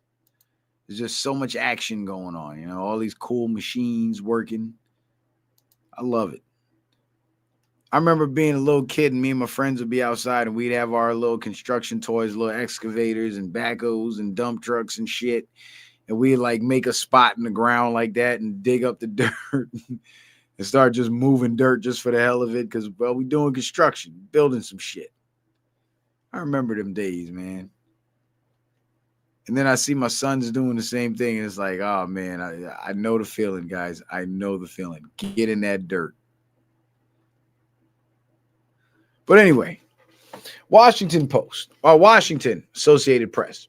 The Trump administration said in a court filing Monday that the president's White House ballroom construction project must continue for unexplained national security reasons and because a preservationist organization that wants it stopped has no standing to sue. The filing was in response to a lawsuit filed last Friday by the National Trust for Historic Preservation, asking a federal judge to halt President Donald Trump's project until it goes through multiple independent reviews and a public comment period and wins approval from Congress. The administration's 36-page filing included a declaration from Matthew C. Quinn, Deputy Director of the U.S. Secret Service, the agency responsible for the security of the president and other high-ranking officials, that said more work on the site of the former White House East Wing is still needed to meet the agency's safety and security requirements. The filing did not explain the specific national security concerns.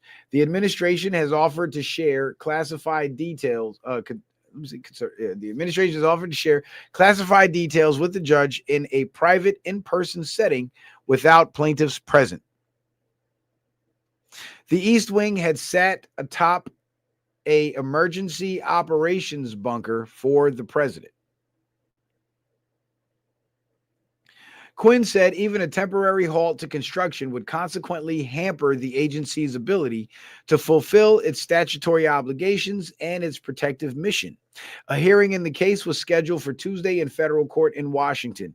The government's response offered the most comprehensive look yet at the ballroom construction project, including a window into how it was so swiftly approved by the Trump administration bureaucracy and its expanding scope.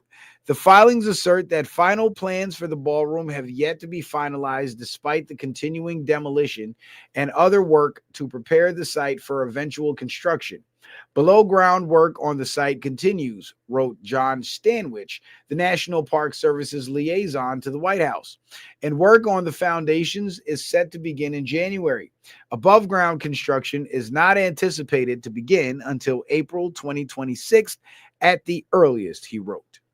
So with that timeline, that means that this grand ballroom is probably going to be completed by November of 2026 or by October of 2026. Because if above ground construction starts in April, so below ground is January. So you got January, February, March, April. That's 4 months, right? Above ground construction kicks off in April. So let's count April. You got April, May, June, July. And then you got August, September, October. So you got 8 months until November hits. So if they're going to finish the underground portion in 4 months and they have double the time to finish the above ground portion, I project that this project is going to be completed before the midterms. The National Trust for Historic Preservation did not respond to email messages seeking comment. The privately funded group last week asked the U.S. District Court to block Trump's project. No president is legally allowed to tear down portions of the White House without any review whatsoever. Not President Trump, not President Biden, not anyone else, the lawsuit states. And no president is legally allowed to construct a ballroom on public property without giving the public the opportunity to weigh in. Well, here's the funny part. Nobody from the public has any objections to the ballroom being built. It's only the Democrats in office who have objections to the ballroom being built, which is interesting. Trump had the East Wing torn down in October as part of his plan to build an estimated $300 million, 90,000 square foot ballroom able to accommodate about 1,000 people before his term ends in January 2029. He says presidents before him long have wanted an event space larger than the rooms currently at the White House, and says the ballroom would end the practice of entertaining visiting foreign dignitaries in large temporary pavilions on the South grounds. The trust asserts that the plans should have been submitted to the National Capital Planning Commission, the Commission of Fine Arts, and Congress before any action was taken. The lawsuit notes that the trust wrote to those entities and the National Park Service on October 21st after East Wing demolition began, urging a stop to the project and asking the administration to comply with federal law, but received no response. The lawsuit cites several federal statutes and rules detailing the role and planning and fine arts commission and lawmakers play in U.S. government construction projects. The administration argued in its response that the president has the authority to modify the White House and included the extensive history of changes and additions to the executive mansion since it was built more than 200 years ago. It also asserted that the president is not subject to the statutes cited by the plaintiffs. Department of Justice attorneys said in the filing that the plaintiffs' claim about the East Wing demolition are moot because the teardown cannot be undone. The administration also argues that claims about future construction are unripe because plans are not final. The administration also contends that the trust cannot establish irreparable harm because above ground construction is not expected until spring. It argues that the reviews sought in the lawsuit, consultation with National Capital Planning Commission and Commission of Fine Arts will soon be underway without this court's involvement. Trump's ballroom project has prompted criticism in the historic preservation and archaeological communities. Yeah, because the archaeologists, they be lying, finding fake fossils and shit. And that's, they're part of the establishment. So they'll have something to say too, I guess. And among his political adversaries. But the lawsuit is the most tangible effort thus far to alter or stop his plans for an addition that itself would be nearly twice the size of the White House before the East Wing was torn down. In 2000, the National Park Service's comprehensive design plan for the White House first identified the need for a larger event space to address an increase in visitors and to provide a venue suitable for major events, according to the administration's filings. So they're saying they need it for major events, and Trump already tore down the East Wing, so now they got to let him build it back. And there's an emergency bunker underneath that's going to be underneath the ballroom or whatever. But based on the timeline projections, it is very likely that this ballroom is going to be done before the 2026 midterm elections. All right, guys. So hold on one second. I got to do something. I'm going to go over to, what's that brother's channel? Alabama John's Rumble page. I'm going to see if I can get on his show. And if I can get on his show, I am going to share it over here. So you guys might get some feedback. You might get some echo and whatnot. So I'll try. Maybe I'll mute my mic in the StreamYard, but it won't be muted on his. So I'll be able to actually stream the show on my page so you guys can see it. So let's see what's happening.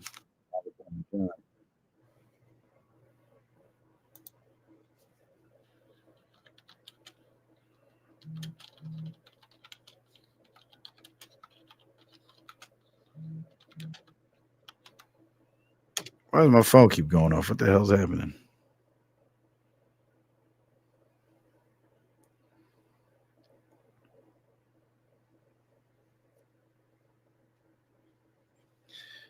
Man, he's got like 300 something people in his chat. He can't even fucking see me.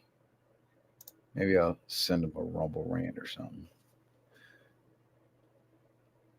I have to do it from my phone.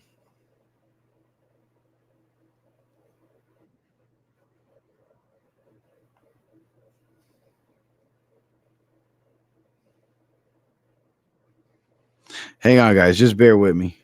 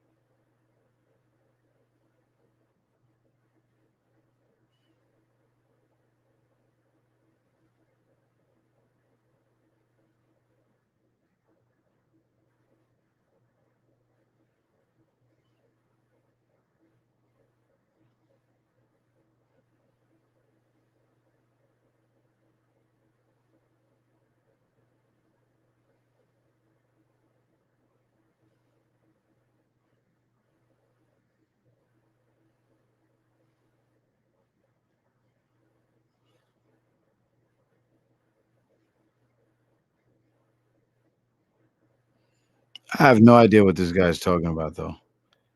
I honestly don't.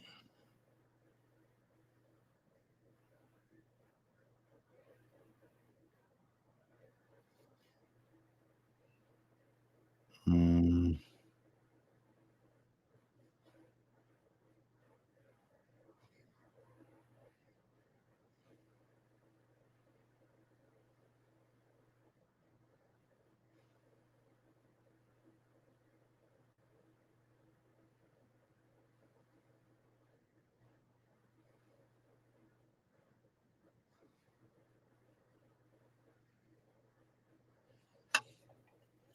What the hell is going on with this dude?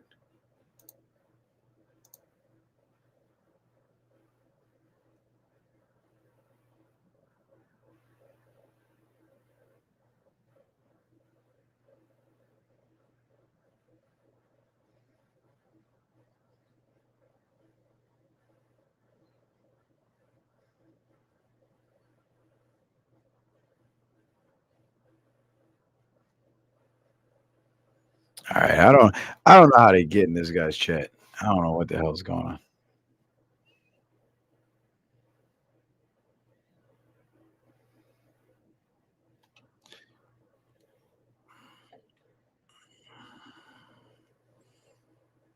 I don't know what's happening over here.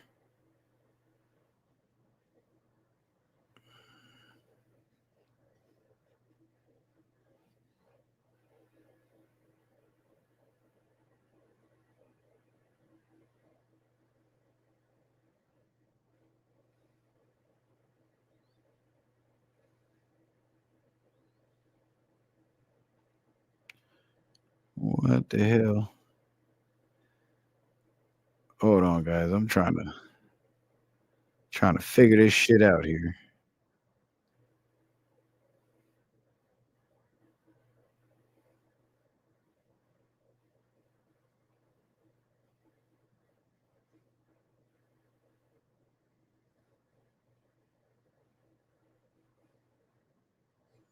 Yeah, fuck this shit.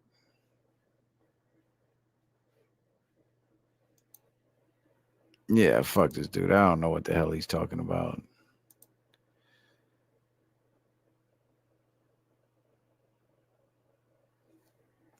And Purple BTW really is in his chat, but I don't know what he's really not talking about anything. But anyway, let's get back to it. Let's get back to work. So, have the social engineers destroyed the next generation? I would have to say they are very close to total annihilation of the next generation. They're very close to it. They got all the weapons deployed.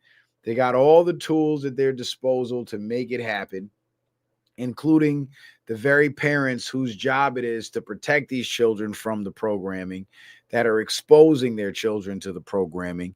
So it's very possible that they have already destroyed the next generation, and we just got to wait a few years before we see it. You know what I'm saying?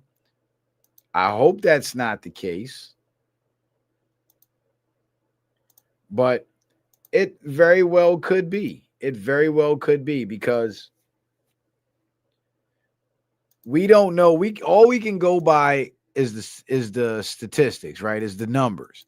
So we don't know the extent of the damage that these people have actually caused in society by sheer numbers. But based off of what we see,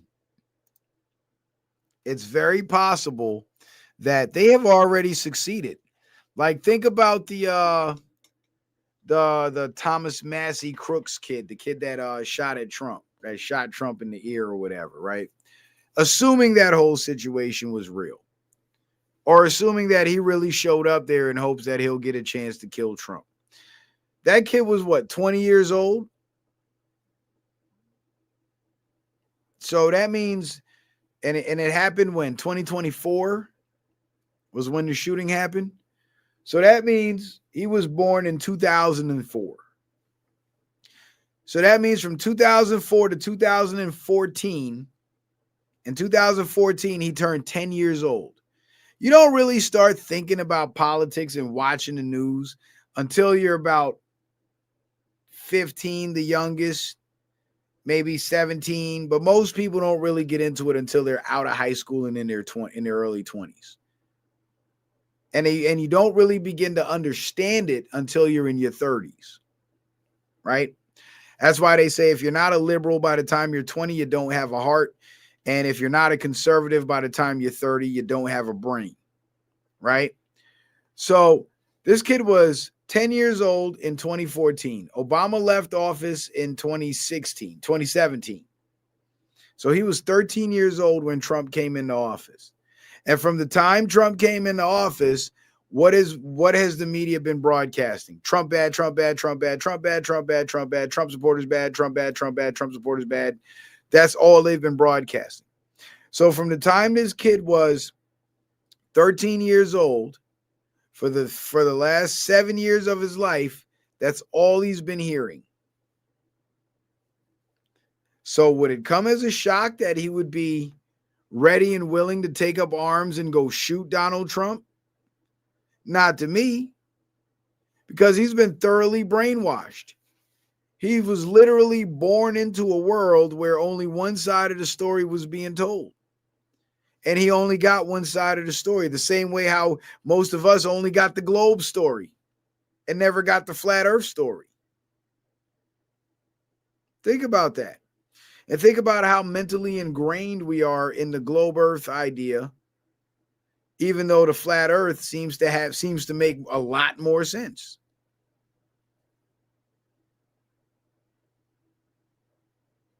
That's how ingrained in the Trump derangement syndrome a lot of these young people are.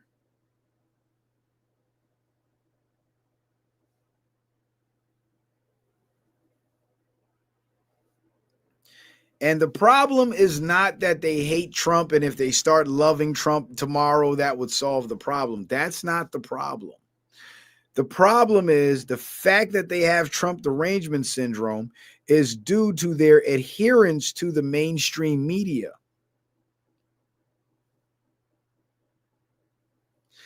And people who adhere to the mainstream media almost always end up getting misled. And they always find themselves in gross ignorance of what is reflected in reality.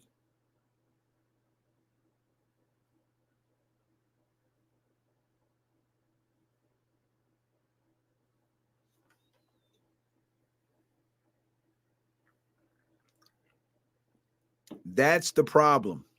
The Trump derangement syndrome is just a side effect of how deeply they've been brainwashed.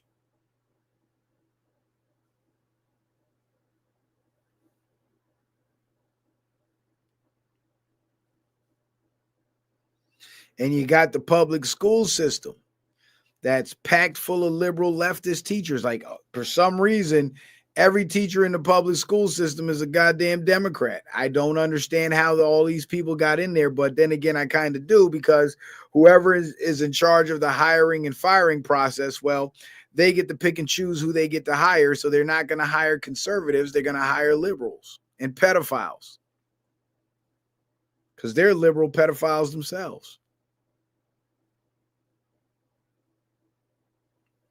And this is who's educating our kids. So you got dumbass parents propagandizing their kids.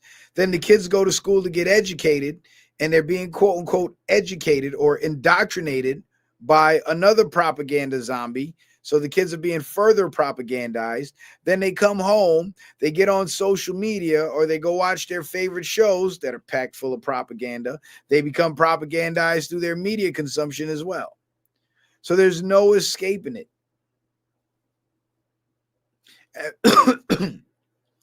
And for the young people who do escape the propagandization, it takes a lot of mental willpower to be able to do that, because it's so easy to just go along to get along, which most people choose to do.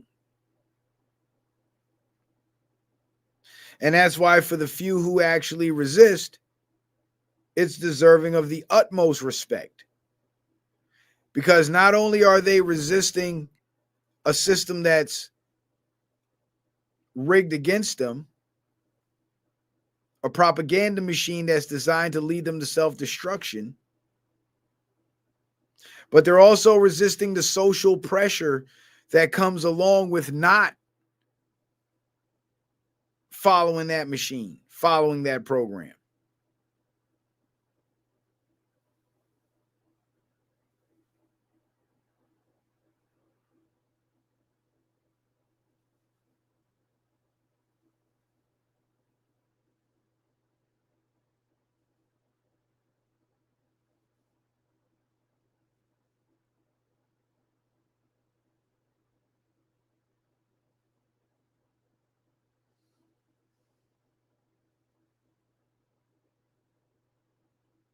So if the societal trends that we see happening continue to happen, like the single motherhood, the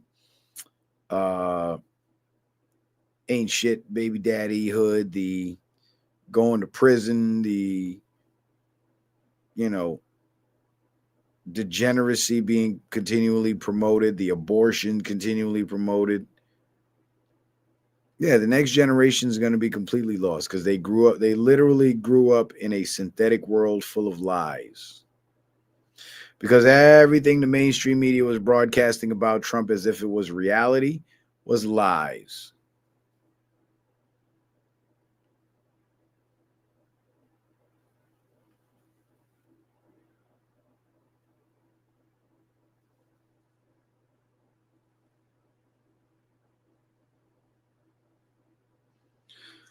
Well, anyway, we're at just over 2.5 hours, guys. I think I've been here long enough.